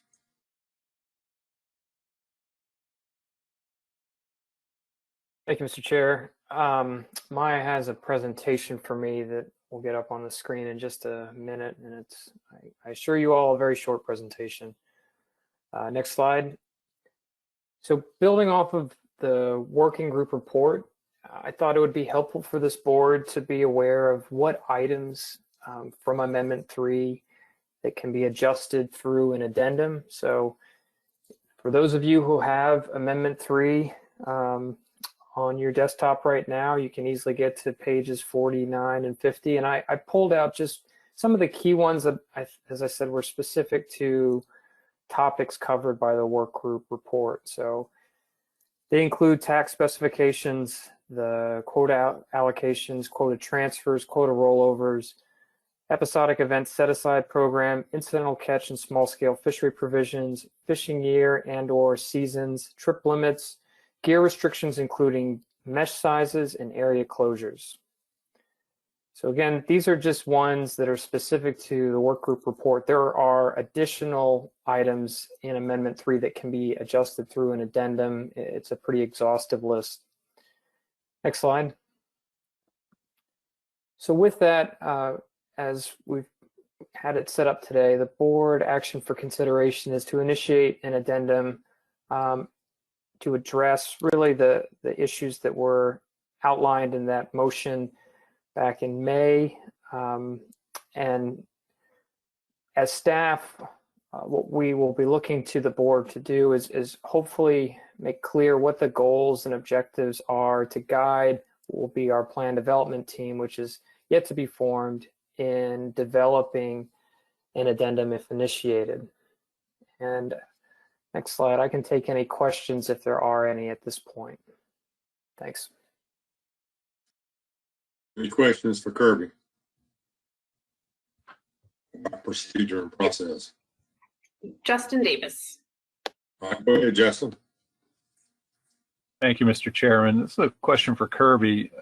Was there anything in the work group report or anything that the work group deliberated on that could not be addressed through an addendum? And I'm like, one example that came to mind is I think there was discussion about the idea of creating something like a quota bank, sort of like an episodic set aside, but maybe a little different, as a place to park some quota to help out jurisdictions when they exceed their directed quota. I don't know if that would fall under sort of the episodic event set aside program as described in Amendment 3. But I guess my general question is there anything that was contemplated by the work group that could not be done through an addendum? Yeah, it's a good question, Justin. thinking through the report, there was nothing during those deliberations that really came out as being really out of bounds clearly. I think some of these things could be addressed through the broad idea of quota allocations, if that is what this board wants to pursue. Something that was discussed by the work group, and I can turn it back to them to chime in more on it, was generally speaking, the strategies when it came to allocation they were talking about what were focused on jurisdictional allocations, that there wasn't really guidance so far we had heard from the board that more of a regional quota approach was something this board wanted to pursue. That being said, I think the work group report does highlight that one of the issues with the episodic event set-aside program in some people's eyes is that it has effectively become a secondary regional quota. So those are just some considerations.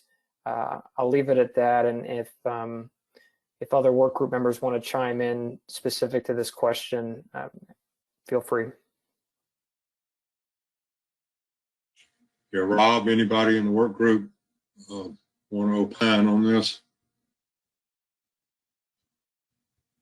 Justin, I think it's a good question. I think we remember we weren't really, as the working group, supposed to deliberate. Our job was to recommend options, and we did not say, well, this option is something that can be done by an amendment, or this is something that can only be done by an addenda. So I think really, as like a PDT would take a closer look at it, they would only be able to do that which would be legitimate as an addenda. So I don't know if we were to move forward and have a PDT take a look at these recommendations or these strategies. Really, they were strategies that they could consider. I think at that point in time, the decision would have to be made as to whether or not it was a big enough change to the existing amendment to call for the need for a new amendment. All right, thanks. All right, absent any more questions for Kirby, what I'm looking for from the board is a motion to initiate a management action, ostensibly an addendum, hopefully a motion that captures what the scope of that management action would be. I mean, there are multiple topics that were addressed by the work group. It is certainly up to the board to decide which or all of those topics it would like to be addressed in a management action. So at this point, I'll open the floor up. Any possible motions? You have Megan Ware. All right, go ahead, Megan. Thanks, Mr. Chairman. I have sent a motion to staff if they're able to put it up. So I'll read it in the record, and if I get a second, I can provide some rationale. But the motion is move to initiate an addendum to consider changes to commercial allocation, the episodic event set aside, and the small scale incidental catch provision. The purpose of this action is to address the issues outlined in the Atlantic Menhaden Workgroup memo, and the PDT should use the strategies provided in the workgroup memo as a starting point.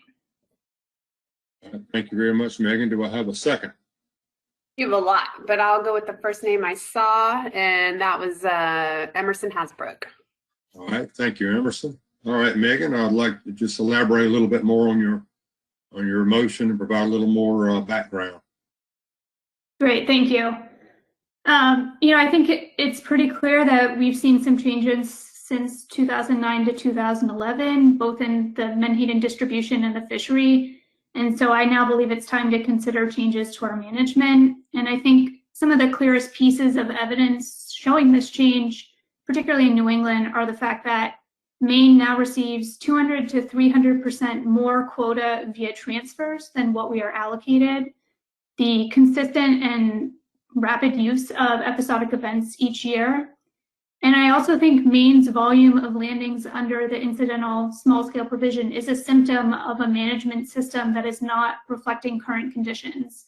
I hope it's obvious that Maine does not set a goal of trying to land 10 million pounds under small scale. The challenge is that we are exhausting all of our available quota in July when biomass is highest. I think the work group has teed us up well. I think it does a good job kind of showing how all of these challenges and solutions are interconnected. So I hope that is a good starting point for the plan development team. And then in response to Kirby's comment, I know Kirby has encouraged us during the board discussion to provide some goals for this action.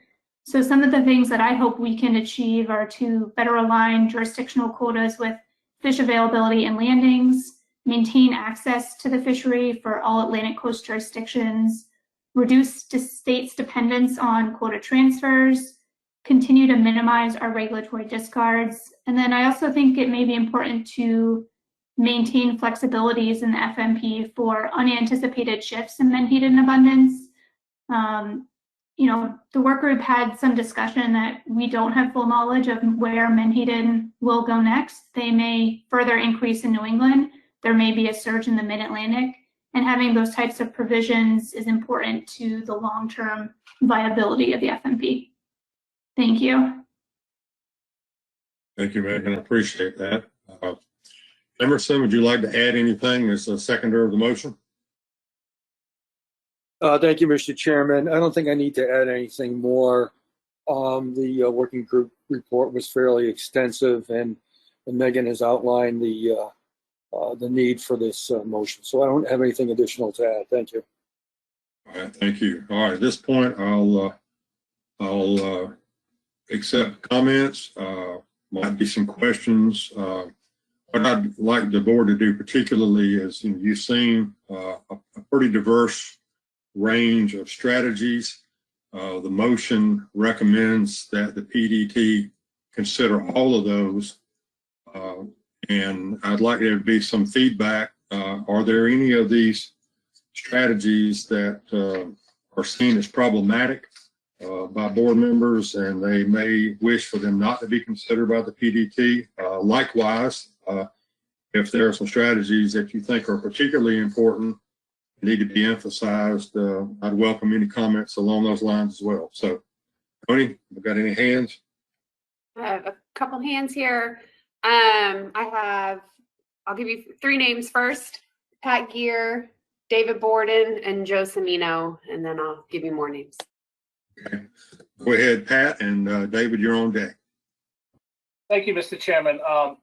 I believe I know the answer to this because you just said all options, but Megan, I just want to be clear that changes to the commercial allocation, because you mentioned episodic events and the small scale incidental catch provisions, but this would also include the quota bank and the pooled quota options as well, correct?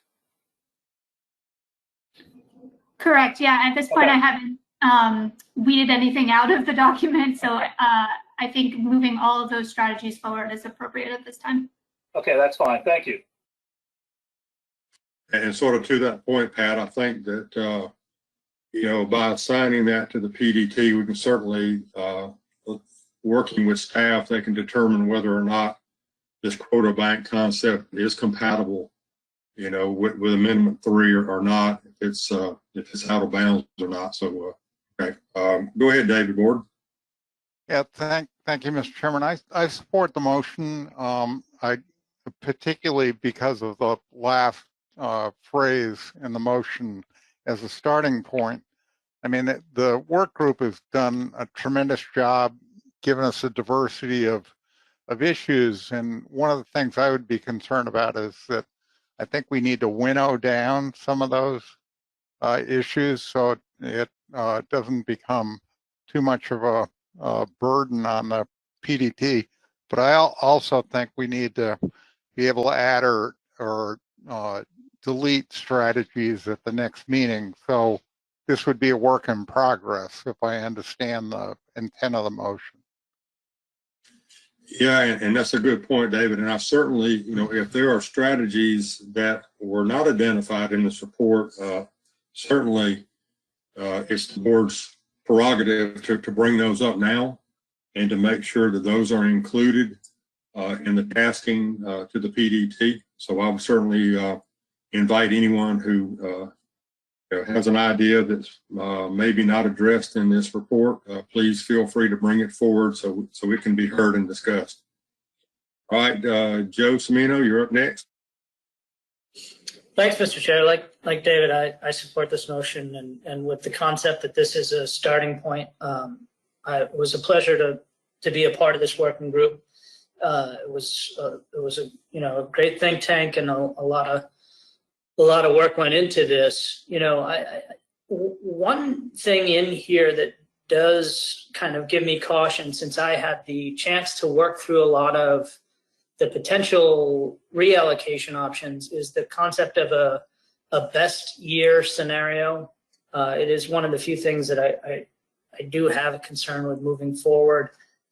I get that somehow we would formulate a percentage where we wouldn't be going over a TAC, and yet, you know, Menhaden availability in each year kind of where we expect to be reflected in the landings. So every state having their best year doesn't reflect annual availability and somehow decouples, you know, reality from that proposal. And I know it can be worked out mathematically to not exceed a TAC by just showing what each state's total of a best percentage is, but I still have some serious concern about that, and I just wanted to put that on record. Thanks.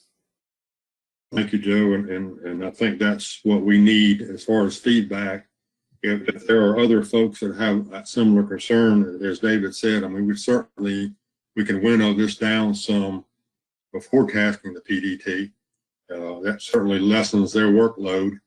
So I would just anyone or anyone's who have similar concerns about it, that's one that we could possibly delete, or we could leave it in there for analysis and deliberated on it in the future. So, all right, Tony, what's the list? Right.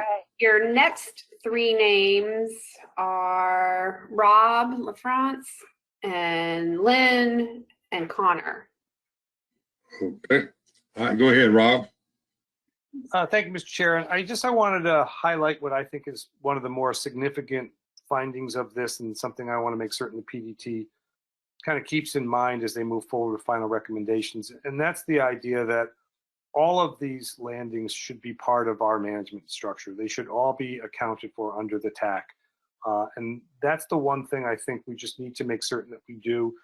As we start to look at what I heard the longer discussion today about how we're managing the species and looking at it from a number of different perspectives, when we start to set the TAC to include an ecological reference point, we can't be having certain provisions of it maybe sort of fall outside that TAC.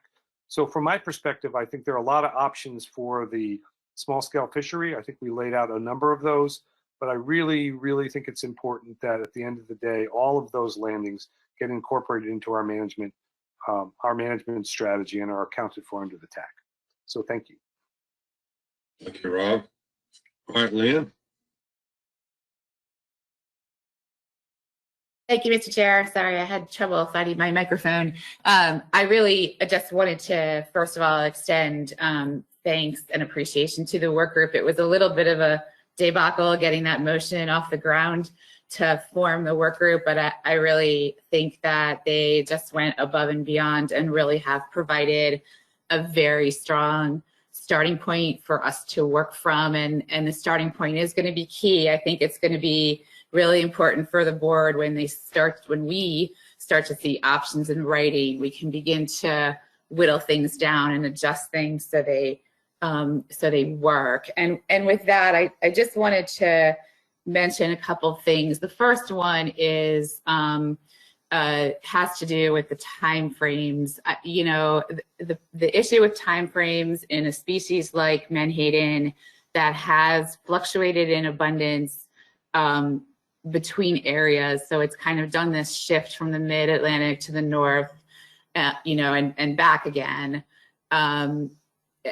So I think that the trouble is that timeframes create very strong winners and losers.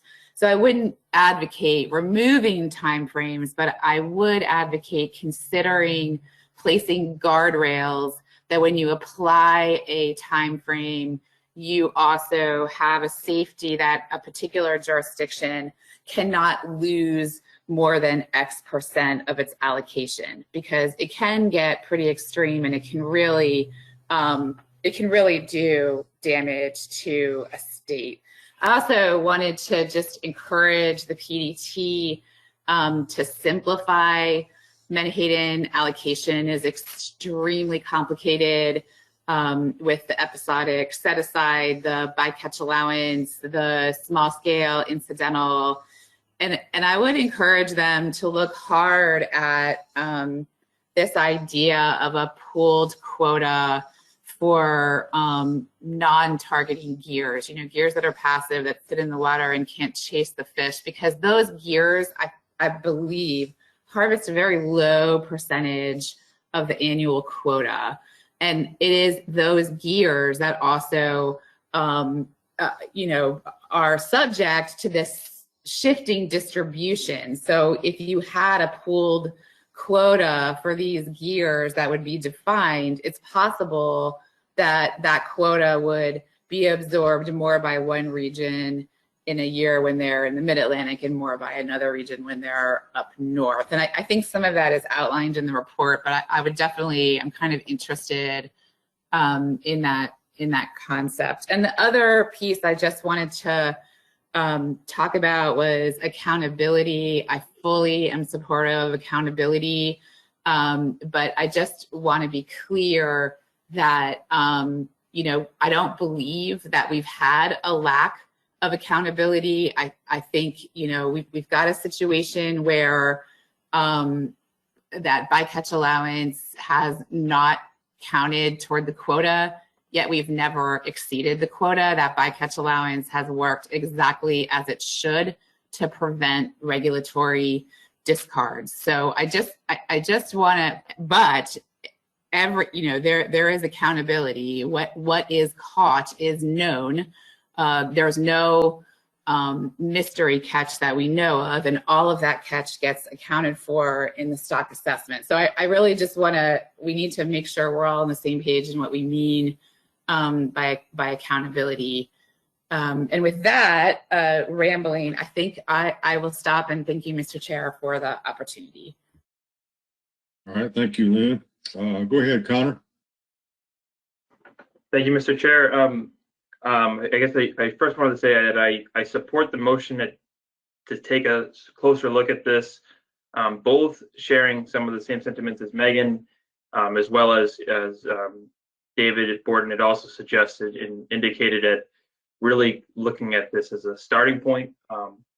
Just a couple notes, I think that again, tremendous gratitude to the working group members for putting this together. I think it not only highlighted the complexity of issues, but how many of them are linked, and we'll certainly have to keep that in mind as we look at considering an individual action and how it may or may not end up best be coupled with other tools. And I guess one of interest, particularly just thinking about some of the allocations components, is the idea of the tiered approach for the minimum.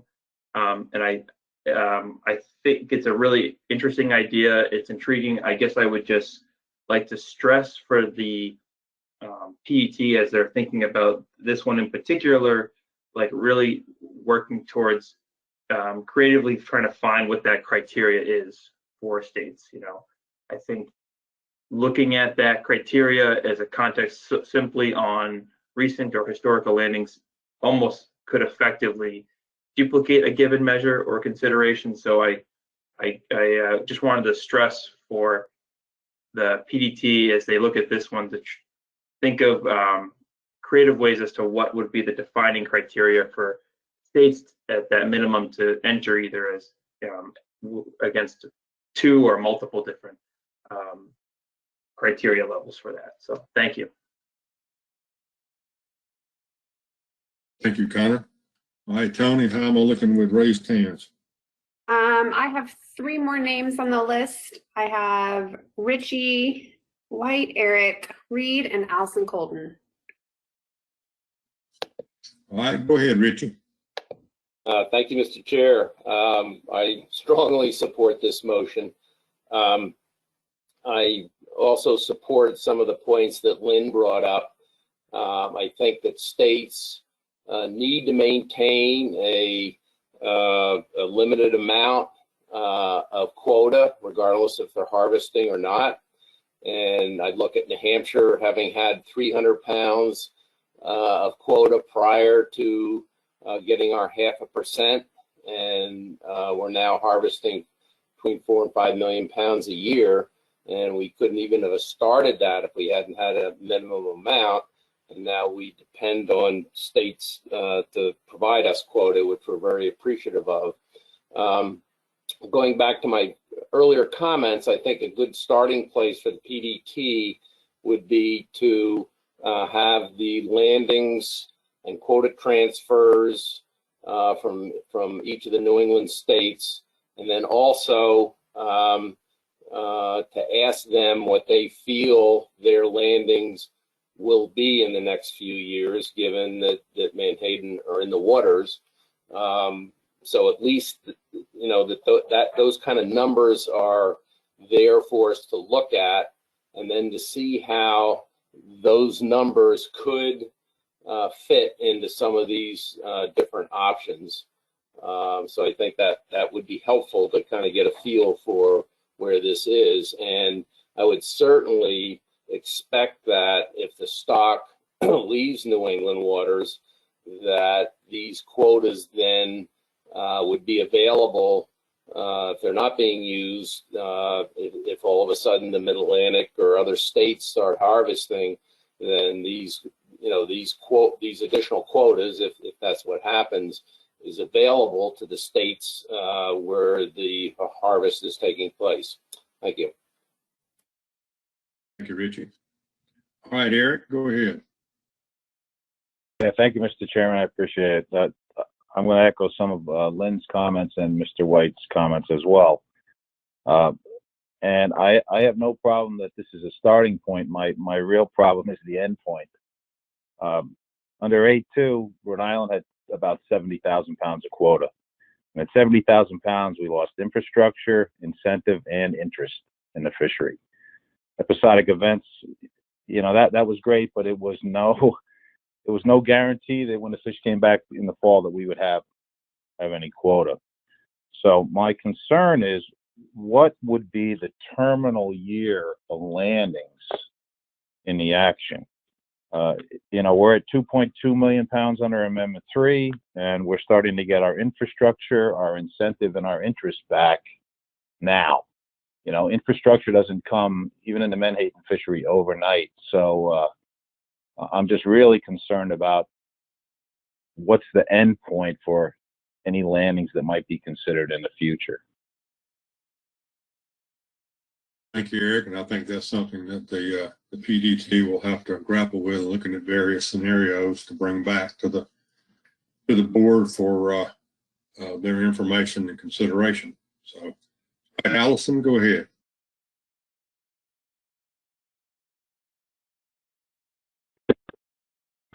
Thank you, Mr. Chair.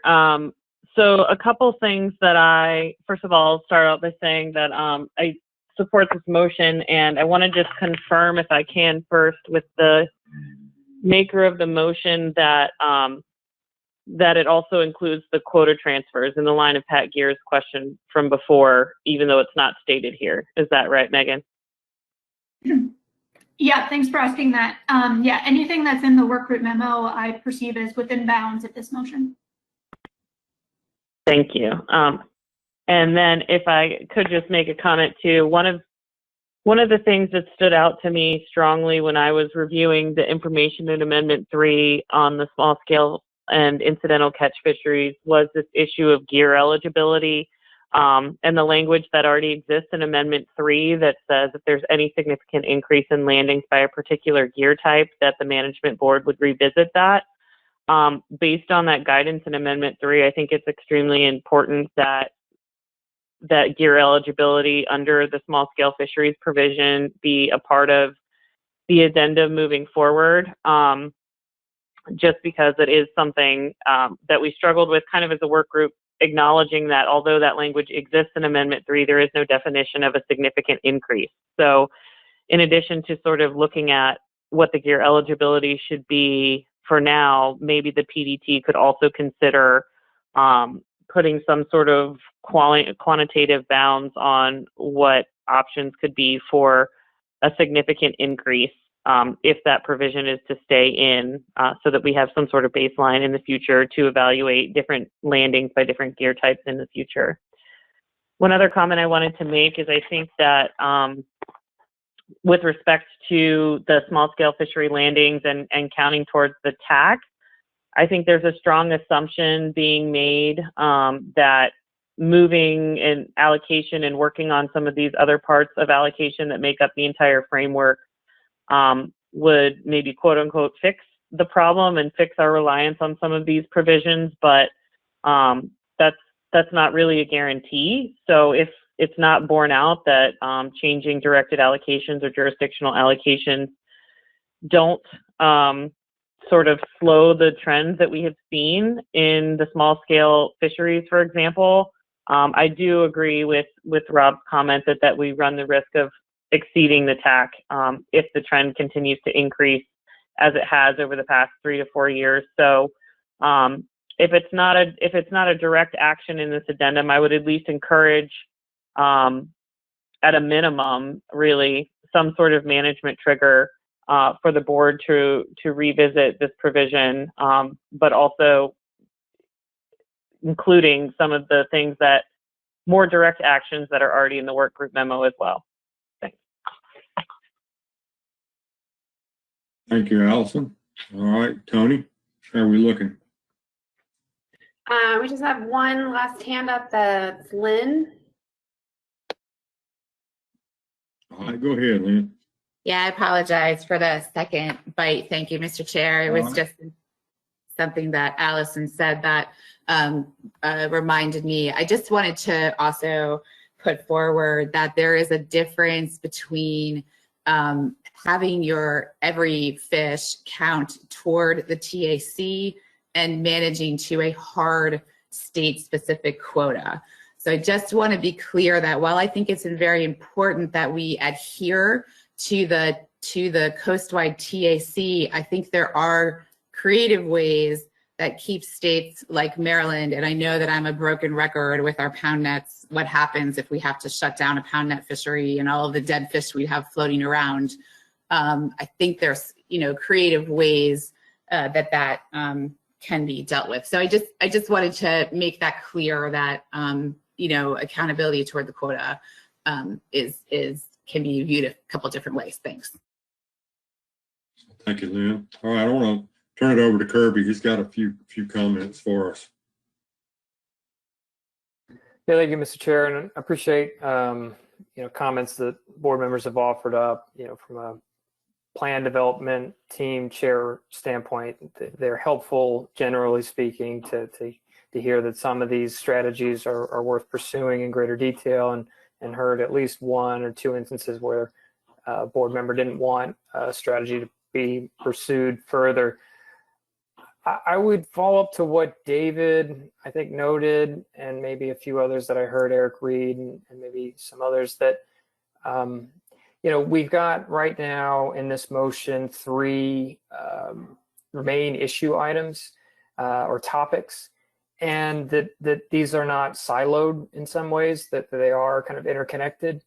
And so just to manage expectations, with that in mind, the plan development team, unless there's, guidance that says we need to make sure that all things are continued and then we develop them out, that we will try to whittle some things down. But ultimately, I think the draft document that gets back to this board, possibly at the annual meeting, that there will need to be some additional board decisions on what to get possibly removed from the document, from a management document crafting standpoint, and trying to ensure it's clear and not complicated for both the board to understand and the public to provide comment on. The fact that these things do affect each other in terms of allocations, percentages set for, episodic set aside, management triggers for small scale provisions, that there will need to be some further guidance, likely from the board, once those options are made clear and those linkages are established. So just so that's clear for the board to consider. Thanks. Yeah, thank you, Kirby. It's always important for us to kind of remember and set realistic expectations. So we've got, a pretty diverse menu of strategies that we're asking the PDT to investigate. They're going to do that. We're going to get some feedback from the PDT at our annual meeting in October. We may or may not delete from further consideration some of these strategies and options. Doing so may mean that, we can delay final approval of this addendum, well into next calendar year. And that's just not that we shouldn't take the time to do it right. I'm certainly an advocate of that.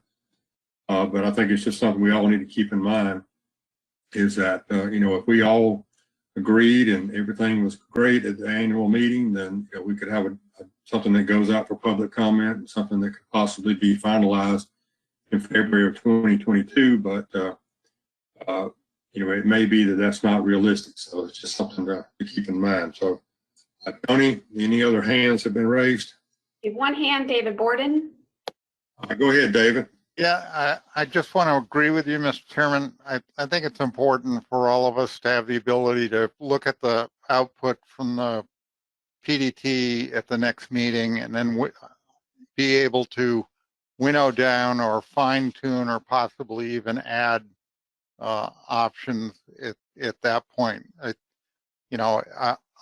least in my own case, I'm not prepared to totally commit to these because they're a little bit amorphous at this point. And once we get a little bit more information on the details, I think individuals will have other comments to make and preferences. Thank you. Thank you, David. And as we all know so well, when it comes to allocation, it's all about the details and the decimal points. So that's something we all know very well. All right, any further discussion on this motion? Any other comments? Okay, nothing? No hands. All right, is there any opposition to this motion? I don't see any hands. All right, absent any opposition, we'll consider the motion approved by unanimous consent. And that will start us on the pathway to a management action that we presume will be an addendum. That's the goal. And so I appreciate everybody's involvement. Again, appreciate the hard work of the work group. I think it made what we just did possible. And we did this in a fairly brief amount of time, which is pretty remarkable for something that's complicated. So, but the hard part will come in the future. So, so save up your energy. All right, we've got one item of other business based on a comment that Pete Hemchak made, and that is concern about the presence of whirling disease in ocean-going adult menhaden populations. And so, Kirby, what do we need to do to task the TC to look into this and maybe bring some information back to the board at a future meeting about this particular topic? Before Kirby jumps in on that, just a quick reminder to the board that we will need to form a PDT for this addendum, and Kirby will send out an email for that. But I just want to note that it's likely that those PDT members will need to get confidential data access. So for those states that are approving confidential data access, please be on the lookout for those PDT members. Yeah, thank you, Tony. Good information.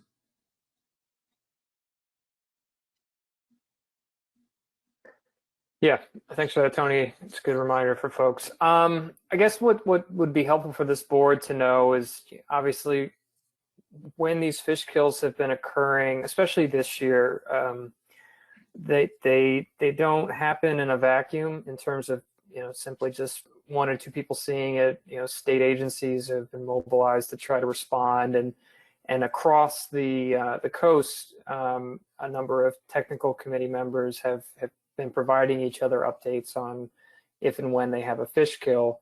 So at this point, we've generally just had informal email exchange regarding fish kills when they come up, trying to get pathology reports, which is obviously one of the key things to better understand if one fish kill in a state is similar or dealing with a different issue than a fish kill in another state. I think the best way to couch this for the board's consideration is, what would it be that the board wants the technical committee to do in looking at these fish kills? I think we have obviously our tools, so to speak, within fisheries management that we're all very aware of, but when it comes to some of these other questions that are maybe somewhat outside of traditional, limits on either catch or area closures, moving into pathology, I think those are things for this board to consider if they want to task the TC with doing any work on this specific. So just something for the board to think about in trying to task the TC on this topic. I'll certainly open it up to the board for responses to that, but I was thinking of something more along sort of the informational lines of, for those of us who maybe aren't experiencing it, so the board could be more fully aware of, where is this happening? When is it happening? Is it increasing in frequency, or is it, sort of up and down from year to year? Just sort of a broad overview of it, not necessarily, driving towards any action in response to it, but more just learning more about it so that we can be fully aware. That's kind of what I'm thinking. And certainly, board members, I'd welcome any input on this.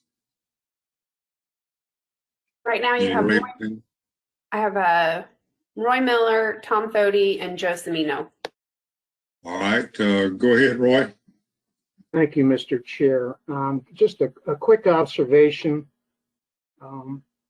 Last fall and winter, we saw what I would classify as a low-level adult menhaden kill along the lower portion of Delaware Bay, where there would be a menhaden every 25 yards, that kind of thing. I have no idea whether it's related to the same organism that Pete Himchak was referring to, or whether it was something else. But if we were observing that, I suspect there was something similar on the New Jersey side of the bay.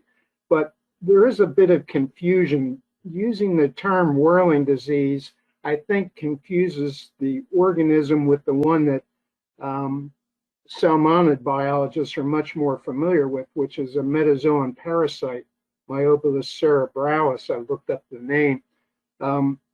Hopefully there's another name for this so the public is not misled that we're looking into this organism which traditionally affects salmonids.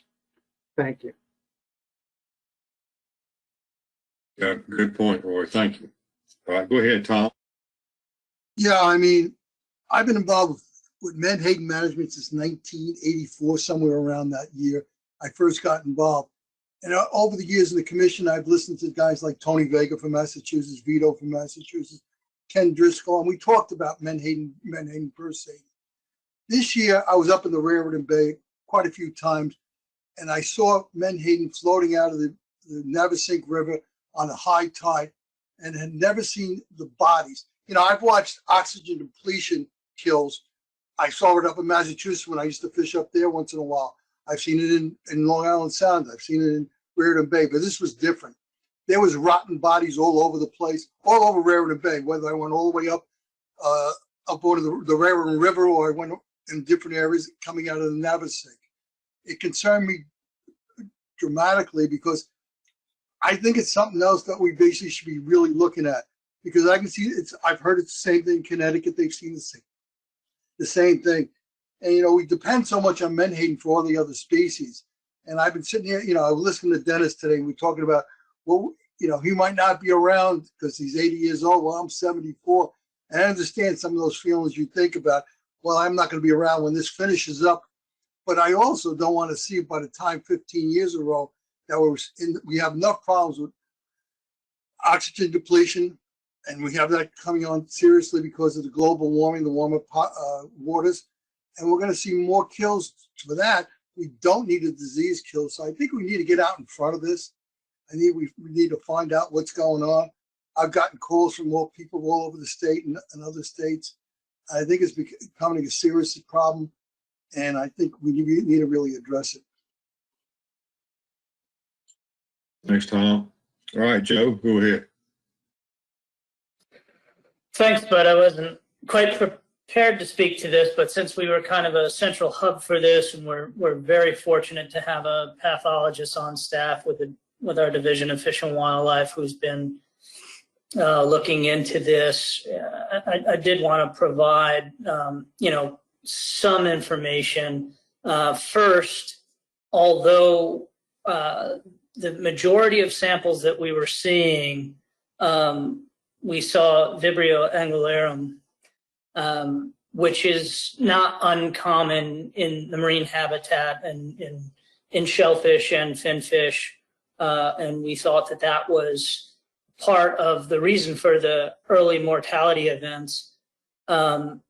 Later on, as we collected samples, we did find a second bacterium, which is that, and forgive me for my Latin pronunciations, but Yersinia ruckeri, which is that pathogen known to trout and salmon that causes Whirling disease. So,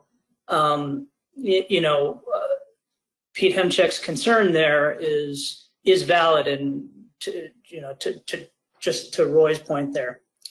So all of this needs to be continued to look at. We've worked with New York State DEC.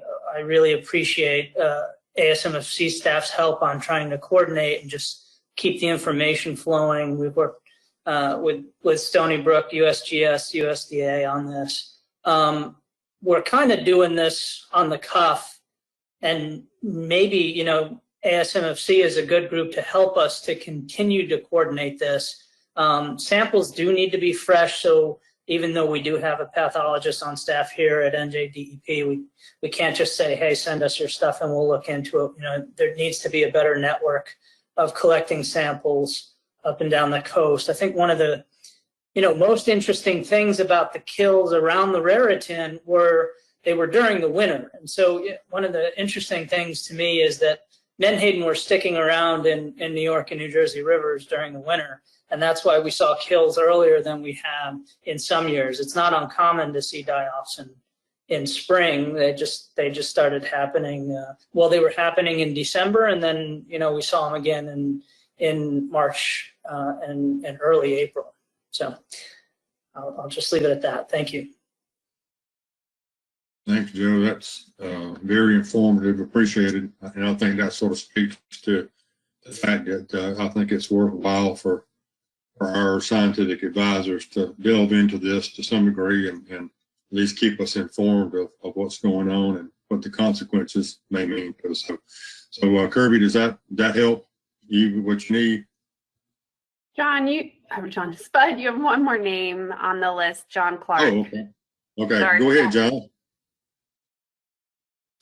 Thank you, Mr. Chair. Yeah, just briefly, typically any type of these bacteria are ubiquitous in the environment out there. Typically happen when the fish are stressed or very crowded. So the conditions they were talking about sound like that was indeed happening, these winter kills like this. But, I don't know that there's much we can do about it other than work to clean up the water. But, once again, we've seen all sorts of things kill Menhaden down here, from Lodio to Kudoa. There was even a suspected Pfisteria kill years ago. So there's just tons of things out there that will kill bunker. Thanks.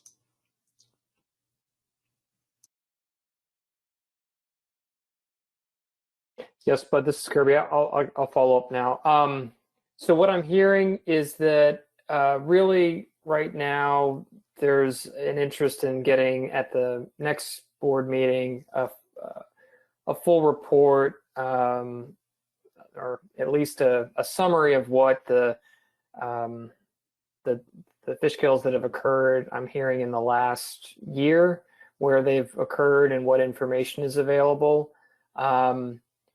I think it would be helpful just kind of from a staff workload standpoint, excuse me, end of the day, where this kind of lies with some of the other things that this board is considering with Menhaden, right? So we've got this assessment that we're looking for the board to provide feedback on during the next board meeting. Staff will be working with the PDT to draft up this addendum, and where does these questions about wanting to get more information on the fish kills kind of rest with those two other items that have been talked about today? Well, I certainly think that it's a much lesser priority than our other activities. So as we can fit it in and not encroach on other things and create hardships, let's just do it when we can. Not necessarily has to be the next meeting. This can be something that we get next year. After there's an ample time for the work to be done. So unless someone disagrees with that, I think that's the best course of action. So after all, I'm not sure. Go ahead. Oh, sorry. I wasn't sure if Tom was disagreeing with you. He put his hand up. Go ahead, Tom. Well, one of the things, if this starts being coastwide, the agency that should be looking at is the U.S. Fish and Wildlife Service, since it's basically inland waters that it's basically affecting. And I know the U.S. Fish and Wildlife Service sits on the Menhaden board. Do they have any ideas? I don't know. I guess it's Mike Millard here.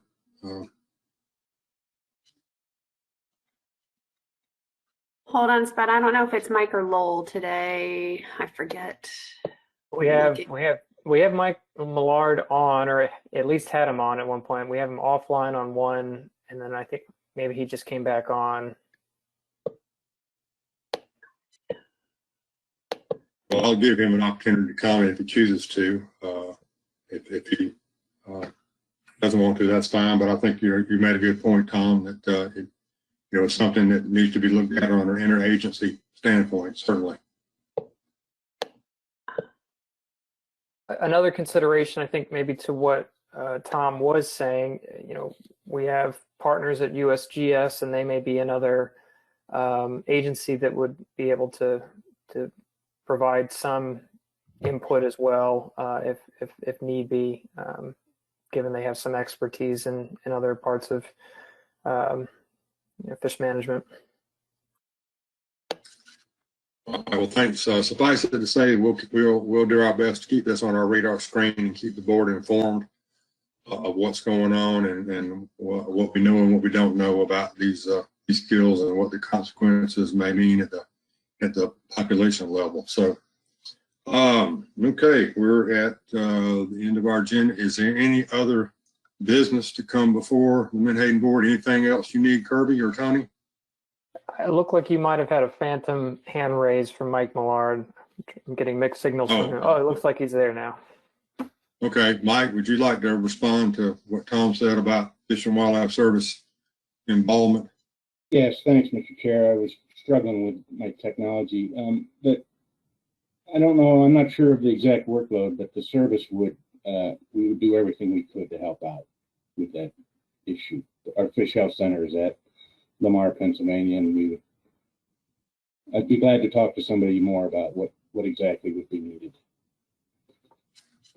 All right, thanks, Mike. Well, since y'all are a federal authority, maybe y'all could get these Menhaden to socially distance, and that way we could reduce the problems.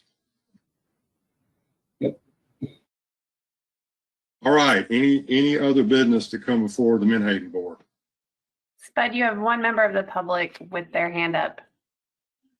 Who is that? Tony Friedrich. All right, Mr. Friedrich, I'll allow you a couple of minutes for comment.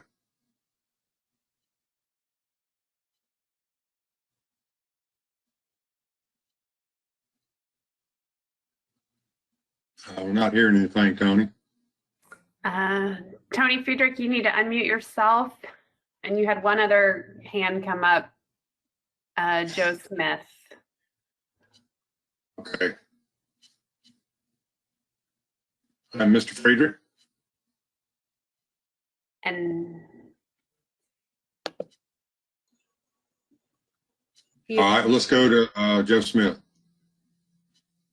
Mr. Chairman, Joe Smith here, sitting in on the meeting. I just heard fish kills, and it piqued my interest. I was at the Beaufort Lab for 30 years, worked for Doug Vaughn on the Menhaden program.